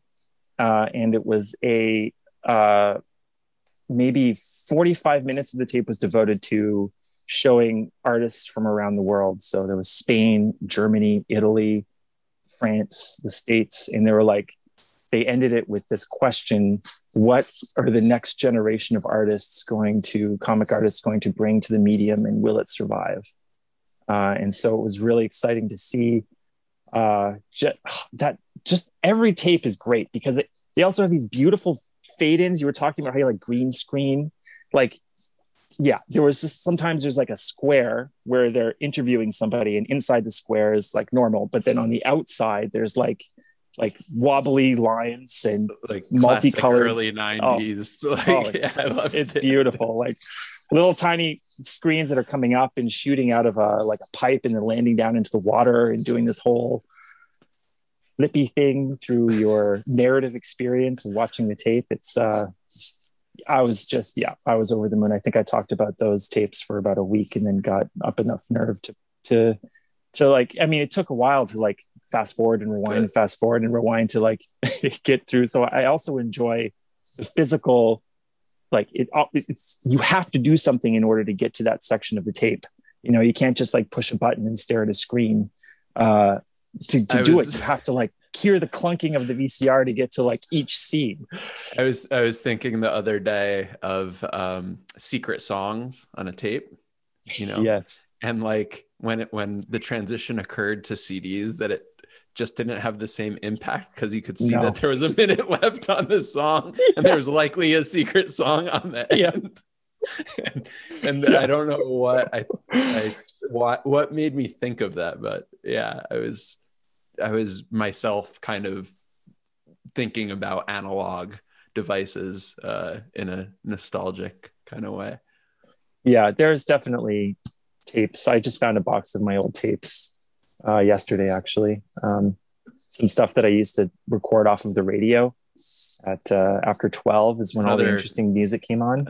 Another art that died is creating your own compilation from Yes. freely Yes. broadcast content. Yes. Yes. I mean, you can still do it. Another thing with this VHS tape thing is like, I have a hard time giving Netflix and Amazon, even now Amazon, I think they make too much money. We need to start taxing them or something. But I can go to the thrift store and buy a slew of movies for half the price. And it will take me more than a month to watch the amount of tapes that I'm pulling out of these shops every month. Right. And it's just, you see weird, I guess you have to like weird, rare, old stuff, or just, there's still lots of really well-known old stuff out there. But just knowing that I don't have to pay Netflix or Amazon any more money than they're already making. It's not that I'm stingy. I think they've made enough money at this point, and I'm doing a pretty good job of buying my resources for my art making and my media from everywhere but the giants. Not to knock them down a peg, that. But hey, you have a couple more pegs you could be knocked down. Yeah, for sure. And like, did you always have a penchant for it's hard to call it obscure, but at this point, what we grew up with is starting to become obscure things like VHS and tapes and tape decks. I mean, you could find a VHS pretty readily now, but it's probably getting harder and harder to find a player. And there is probably a point of extinction. And I think we are on a gradual slope into obscurity. And a lot of what you seem to find interesting and have a wealth of knowledge about are more obscure things that, are just holding on in the test of time. So I wonder, like, if you have any, put any thought into why you in particular have an interest in those areas. Mm-hmm. There is a theme. I mean, I see a thread, right? Yeah. I definitely just having access to it. But I mean, during the vinyl record shutdown, I remember going to my vinyl record store here, Taz Records, and seeing like, they were almost giving away stock because, CDs, it must have been like 2007 or 2006. And that blew up. Like, people are buying, record players, like there's like record players that are being made. I don't know if VHS tapes are that as good as vinyl, like, I don't know if like longevity, but people are definitely giving away tapes, and it reminds me of when that vinyl music phase was kind of, they were like phasing out, and stores were devoting most of their shelf life to like CDs, compact discs, and then Napster was there, and you could download a lot of this music online. But now, you easily spend $40 or $50, $60 on like a vinyl record that gives you that nostalgic. And maybe nostalgia is a bit of an addiction. Maybe that like that feeling, of like better days gone by is like something that really like perpetuates, self-perpetuates, as long as you're fully engaging in that process. But I mean, I like to be hunched over a stack of books, digging through a box in a corner of a store, like, take me down to the basement and show me what you've got down there. Like, that's where I want to go. So it is also the hunting, the finding, not just the possession of the thing, but the having done the work to acquire it, or having had the universe put it in the store in front of you that you just happen to walk into. Yeah. There's definitely like, I swear, if you say the thing that you're looking for out loud, give it a couple of weeks, really focus on it, and somewhere far away, it's shaking on somebody's shelf and just fallen into a wastebasket, or made its way to a shop that you're going to go into in a year's time. Like that. I'm really into that second where I find that thing that I'm like, you know, like the running the kill list in my head, where I'm just like going through what I need in a box and what I would love to find, and then also being surprised by things that I wouldn't normally. You know, it's like finding out about your car tires, like for the first time. You know, like, or how your oil works in your car. Like you're then Mm. looking at like your engine slightly differently, or you're thinking about your tires differently. You know, like finding out about fountain pens meant that I looked in different areas of the store that I never looked through before. You know, like oftentimes to find a good fountain pen, this is like a really hot tip. Look on the where the cash is at the antique store, specifically antique stores, uh, because there's usually pots of pens and nibs up there that are mixed in with their own pens that they use for writing, and they don't Mm. normally have them in like areas of the store that are like easy to find. And so I found some really great pens just being like, oh, what's that bucket over there you have? I think I see a fountain pen in there. Is that for sale? And like, oh yeah, here, they'll sell this for $10. And it happens to be a freaking Conklin Endura from 1935, you know? I don't know. It's just, I wouldn't have looked there before, but because of my obsession with finding old nostalgic things, I just, you're now looking through it. You know, like the kids movie section, I never looked through before because I never had a kid. Now I have a kid. I'm always looking through the kids section because there's like really great stuff in there. Really amazing. Like, it's not like a movie called Storybook. Like, I've never seen Storybook. It's a horrible movie, but it's like, it's worth the experience to sit down to sit through that movie for an hour and a half. Is great. It's just, you know, like, you know, you're going to learn something. It's going to, like, I don't know. It's also, it stops afterwards. You don't have that constant Mm. stream where it's like, you know, I'm kind of afraid to set my daughter in front of a streaming service because it's just going to like continually, and I know you can turn playback off, but even on YouTube, it's just like, it's dangerous how they can just like keep it flowing and then all of a sudden you have this like hypnotic zombie kid who's just like focused. But I've stopped that because she has to actually take the tape out and put the tape in, and she's learned a new skill, and she's like Mm. discovered all these things she couldn't do before. You know, nostalgia. Is it nostalgia or is it like something else? I don't know. Interesting. This kind of is like a very random tie-in, but when you were talking about I mean, whether it's fountain pens or animals going to space, like I get the sense that you have a seed of a thought and then you research it really thoroughly, or Mm. whether it's, you know, over time you're researching it, or over the course of a week you're going down rabbit holes in YouTube, and then the videos are on autoplay and you just get sucked into the rabbit hole, or whether you direct that rabbit hole yourself or not. But I Mm. am curious to ask, like, how you obviously have a wealth of knowledge about the fountain pens, not just from using them, but the history surrounding them as a invention of the human race. So, I mean, speaking specifically to the fountain pens, but also in general about the way that you build knowledge base around the things that you Mm. find interesting. How did you develop that interest in fountain pens? Mm. Like Um, develop your understanding and mhm, your knowledge base around it. mhm. I was a little disappointed that I had to pay a lot of money to art school and to show us how to use a dip pen. And I was like, okay, dip pens were used, you know, 16th, 17th, you know, fountain pens, Waterman's fountain pen. We're talking 1870, 1873. You know, some of the first fountain pens are coming out then. And it's like, you're going to art school and you're going to tell us how to use a dip pen, a dip pen. And then that's it. They're not going to go any further. They're just going to stop you right there. Like, nope, nothing else for you. It's just dip pen and India ink. You go down and buy the same India ink that every other kid gets, and the same dip nib, you know, that everybody else gets. Hunt 101 or Hunt 102, you know, and they're not bad nibs.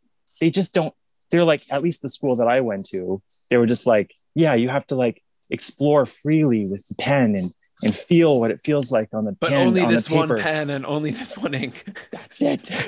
That's it. And so knowing, and it was a journey, like you were saying, it was a lot of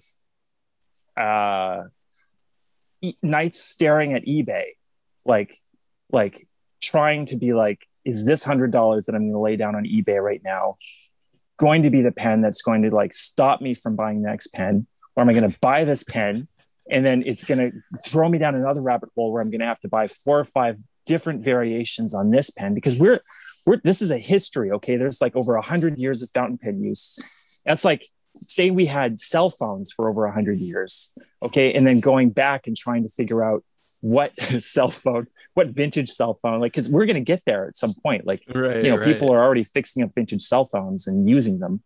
So it's just that these pen companies were in massive competition with one another, coming up with new sciences, new variations on the pen, how a pen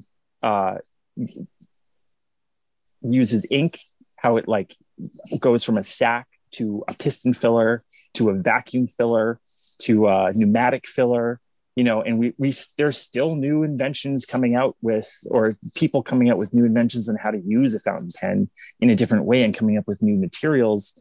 It's just that these pens are now costing 200, 300, 400, 500, 1,000, nothing under $100, but you can get fantastic pens for under $100. I mean, you can buy a fantastic pen for $4 or $6, depending on where you live. But how did you develop the base of knowledge to be able to talk about pens in this way with some expertise on, not only the technical aspect and the historical aspect? Like, where did you develop that knowledge? Mm-hmm. Well, this is it. It was about 6 years of heavily buying and breaking and taking apart like pens. Like I've ripped apart really rare pens that, like, if I had filmed it or if I had even told somebody else about it, they'd probably be like, what are you doing? But like, a $400 pen, I just like take it apart and figure out, how can I use a rubber sack that's inside? How can I attach? The hardest one that I had to figure out how to use was the Parker Vacuumatic. The Parker Vacuumatic was like started in World War I, and they produced them all the way up into the 1960s. And there are so many variations on the Parker Vacuumatic. I have one of the first ones, and I have some in the middle, and I have some at the end. But you could spend the rest of your life collecting Parker Vacuumatic pens and still not be able to get them all. And the only way at that time when I was collecting them, the only way that you could do it was like looking at YouTube, scouring the library because they do have a fountain pen section at the library. So also a really fantastic resource that I've used is the online library. I think it's like I can't remember the name of it. But it's a massive, it's a library database where you can download PDFs of the book itself. And then at the end of your 2 week, you just send back the PDF. So, you can get downloadable versions and non-downloadable versions for some stuff that they can allow you to print off and other stuff that you can't. But I managed to get some schematics for the Parker Vacuumatic downloadable from there. And so I just printed it off and then went from there. I also used tools because they don't sell any of the tools anymore. So I had to go to we have this place called Canadian Tire, which is like a hardware store. They sell like car parts, and they also sell tenting gear, painting supplies, all that kind of stuff.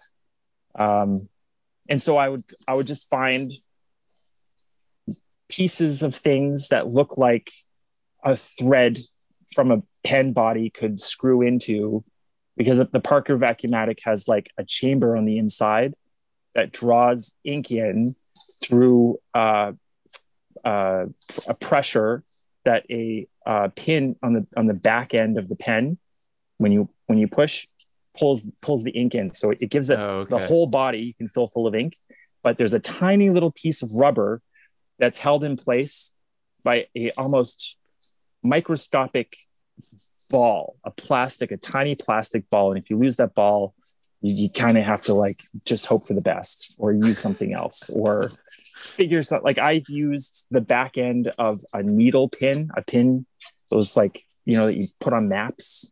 You always see the serial killers putting the things on the map. So I broke one of those off and used that. It happened to fit right into the lucky piece that I needed. But that's just the level you have to go to. You have to like, because you can't buy this stuff. So you have to kind of find out where it is. And it was a big process, and I'm still learning, because I fix pens all the time. People are sending me pens, so contact me through Facebook. I was briefly on the radio talking about my obsession about fountain pens. And so, they contacted me through that. And there's a couple of online forums that you can talk to other fountain pen heads about certain stuff. They're very nice about giving you knowledge about where to get things and what to do and certain hacks that you can do. But there's another aspect that is totally open. Like there's no textbook or rule for it. You just hope for the best. Like a certain metal might react to the feed inside of the ebonite differently than another one. It's not so based on what I've learned, and what I've learned is through experience, buying a lot of pens, over 175 pens, breaking over 5 of them, fixing them, and just knowing that no matter how bad you think the pen is, no matter how rusted it is or how like dried the ink is, you can fix all of them. They can all be fixed, every one of them, with like, and sometimes it takes weeks.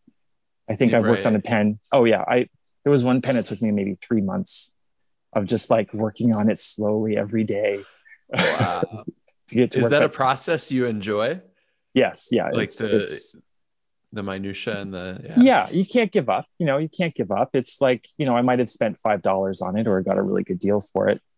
But sometimes you can buy stuff on eBay that it's like a group of 6 different busted up pens, and you combine all the parts together and you might be able to get like 2 totally functioning, working, fantastic pens.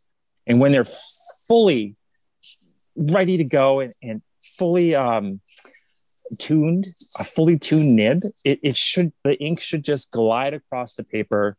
You shouldn't feel any sort of feedback. There's this thing called feedback, which is the nib giving you like texture from the paper, and just kind of you feel it in your fingertips. Right. It's a whole feeling. It's a really fantastic experience to be drawing with fountain pens that are that old. Have you ever considered trying to design your own pen, or is that something that you've done? I mean, or put together? The perfect pens have already been made, and they were made probably 100 years ago. Like, I honestly do. I think like it's a toss up between like the Pilot. Pilot makes really great pens. Like, a lot of people don't know the Pilot makes fantastic fountain pens. Some of the world's nicest fountain pens were made by Pilot as well. Currently and in the past. Yeah. Like Pilot was making pens as far back as the late 50s. And really beautiful fountain pens. A lot that you can still buy for a really good price. Not bad at all. If there's people listening who like want to have this experience of pen gliding across the paper that you're describing, can they purchase a new pen? Yeah. Somewhere? Yeah. Is there a pen that you recommend that would do the trick for within a budget? Yes. Well, there are lots of budget videos out there. But it also depends on what you want to do with the pen. Some pens, I mean, go for a $40 pen. I think, like somebody going from, hey, I spent $1.50, or what does a micron cost? Like $5 now. I think they've gone up in price. Microns cost about $5. I mean, you could spend $5 on a fountain pen and get a really great experience. But you're not going to get out of that pen is something that a 14 karat gold nib could do for you. But I mean, also, if you're working within a budget, the Noodlers pens are really fantastic to start out. They make 4 or 5 different types. in different materials, and they're not super expensive. There's the Ahab, which is the one that I started with, which is a large pen, but it has the flexible steel nib that they have.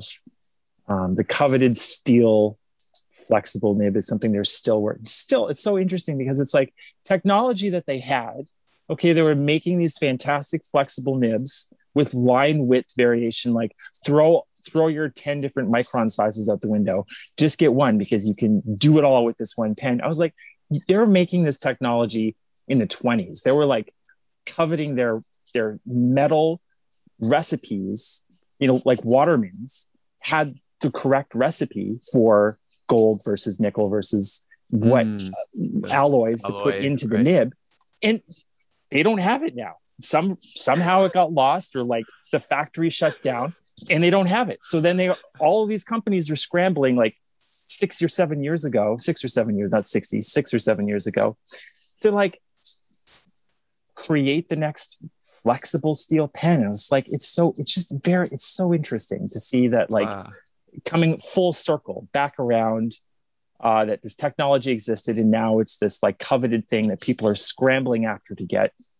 And I mean, the Noodler's Ahab isn't going to give you that full wet noodle experience. If you want to do that, just buy a Waterman's, get a nice Waterman's wet noodle pen. Just spend the extra bucks. There's enough of them out there to do it.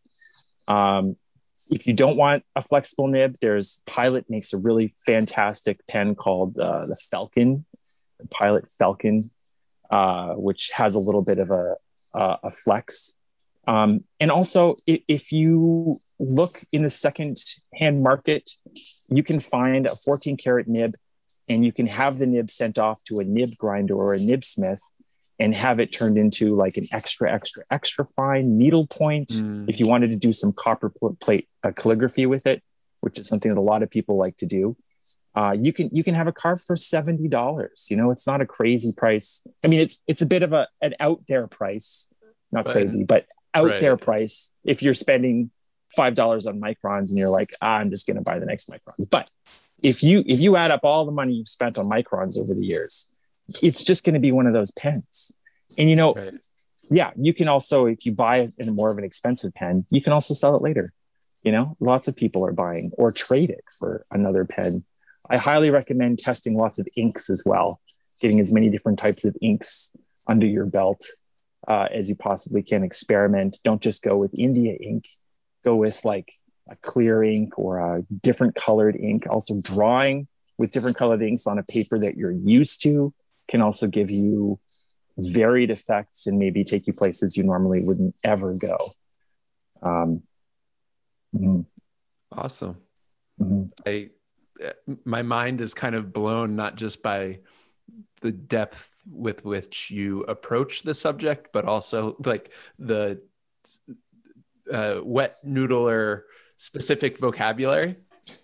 It's like, wow, it's a new world has definitely opened up for me. In closing, we're hitting the 2-hour mark here. I'd love to, I would first of all love to extend an open invitation for you to come back, at really any time, because this was a treat. Anytime. And I'm going to be doing drawing videos very shortly, where you'll get to see the pen in use. One of the things I really didn't see a lot of were these vintage pen guys doing like good writing samples. A lot of them are just selling them, and they'll just do like scratchy little, they don't really know how to write with the pen, or it's like too flexible for them, so they're not doing a good job, but here's the pen and you can buy it if you want to.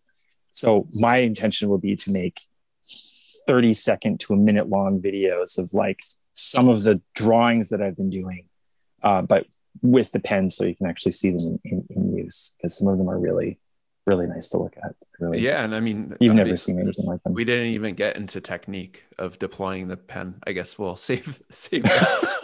Next time. I imagine that's another can of worms that I'm interested to open, of course. But yeah, I imagine those videos will be really enlightening to show, your craft, the way that you use your hand, the way that you hold the pen, the way that you angle the pen. I imagine all of this just really, and really just expand opens multitudes of possibilities in terms of the product and the experience that you have when using it. Yeah. Yeah. In closing, I would love to ask if you can forecast your next, as I kind of started the show saying, your next well curated obsession, as you explore doodling with wet noodles. And yeah, right now it seems to be these fiddlers. Mhm. Do you have an idea already, or will it just come to you? Well, I have been toying with the idea of redrawing VHS tapes, at least the covers of some of the VHS tapes, because it's just something that like I was talking to you about. I have another Instagram account called VHS Fudge, where I post. It's light. It's just a place for that ego, that alter ego, to go and just be himself and indulge in his VHS tape obsession. And it doesn't have to get confused and with wet noodles doodles or The well my wet noodles curated. signs. Yeah. Yes.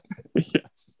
But I would say that that's probably that's on the back burner for sure.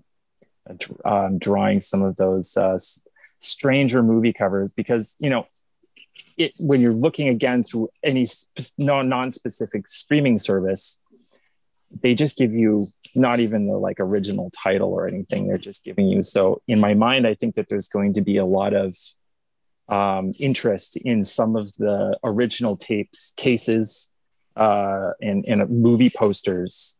And it was something I've always, I've done before. I've drawn movie type stuff. I've done some CD covers as well. But Yeah, yeah, there's one that you drew that really struck me. Possessed something. Mm-hmm. Yeah, that was a fantastic illustration. Thank Like, you. Yeah, yeah, that was. I mean, it obviously stuck with me. amazing. Wow, it's a really. Did you watch the movie? Did it No, make you but I watch the think I'm movie? going No. to. Oh, Yeah, please do. I Yes, think I'm please do. going. I'm not going to tell you anything about it. I recommend that you just make sure it's not the 80s or there was one made in the 90s. Make sure Okay, it's the proper 80s one. got it. Yeah, it's well, it's a Well, great movie, shoot. and I'm happy that you like that drawing. It's a really good one. Yeah, yeah. I think that might be a awesome place to end on Possessed. I think you're a man driven by obsession and passion and interest and intrigue and knowing what you like, and all of it is really motivating and inspiring to me that you are allowing yourself to become invested in such a specific area, Mm, and through you lives some history that may otherwise disappear or live only in the minds and hands of few others. So keep doing what you are so good at doing, and I really look forward to speaking with you again soon. amazing. Thank you, and it's been a lovely opportunity. Yeah, Thanks, my Kevin. pleasure. Again, Hunter, I have it here as numerical 4, somebody pointing to their knee and a person screaming, "Yay, Fournier." Fournier. That's right. Well done. That's well done. And yeah, until next time, enjoy the random. Thanks, Kevin. All right.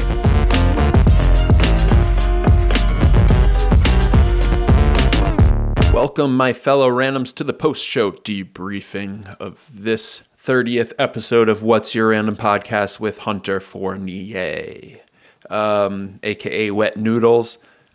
That was a really fun conversation for me. Hunter has so many layers to his character, his personality, his creativity, his interests, and he's also very passionate about what he does and how he does it, and that is inspiring for me. Actually, after this episode, I got up and did a bunch of my own creative stuff because the conversation with Hunter really motivated me, seeing that he sticks to what he's doing and just really immerses himself in what he feels passionate about. And that just so happens to be collecting fountain pens and drawing with them, among quite a few other things. The VHS habit is really interesting. And yeah, I know that Hunter is a guest that I could have on again, just based on that conversation, because I wrote couple of questions, like a decent amount of questions, and really we only covered about half of them. There is a lot to chew on and dissect and investigate and think about, pull the layers back on, more so than what we covered. And the VHS habit, I think, for example, is another area that we can explore together. And I hope he does join me again. I was also really inspired by him talking about the way that he's approaching his Arturo project, The Bear in Space, and just that he has been working on it so long and that he's really enjoying it and allowing himself the time for it to develop into what he knows it could be. I have a big project that I'm working on myself, and I think I've illustrated it before here on the show, but sometimes I feel overwhelmed by it. And it is really helpful to hear other people talk about similar projects. Know that you are not alone in your brain space to be trying to pull together so many different elements and world build and universe build, and then not just build it in your mind, but as I say in the intro of this podcast, go through the process and practicalities of bringing that really big concept into life so that you could explain it and share it to others. Yeah, sometimes I feel overwhelmed by it, and just having a simple conversation like this about approaching such a project and how other people manage it and what they think about managing such a project, it's all really relieving for me, and I benefited greatly from this conversation. I hope you did too. I wonder if there are other key takeaways that you had that you'd like to share with us. You can always holler at us at What's Your Random on Instagram.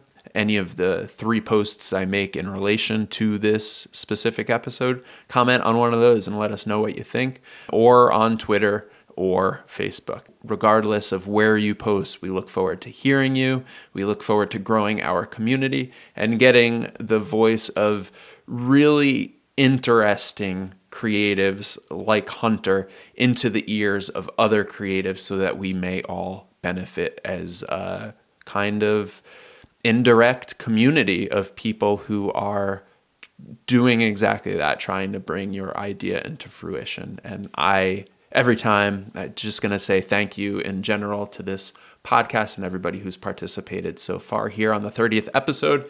I didn't intend on doing this, but heck, it's the 30th episode. Why not? Thank you for everybody who has joined me so far, and everybody who's listened, and everybody who's directly and indirectly participated. I am benefiting greatly from all of these conversations, and I hope in my heart of hearts that other people are benefiting too. So with that, I bid you farewell from this 30th episode, looking on the horizon to our 31st and beyond. Until next time, enjoy the random.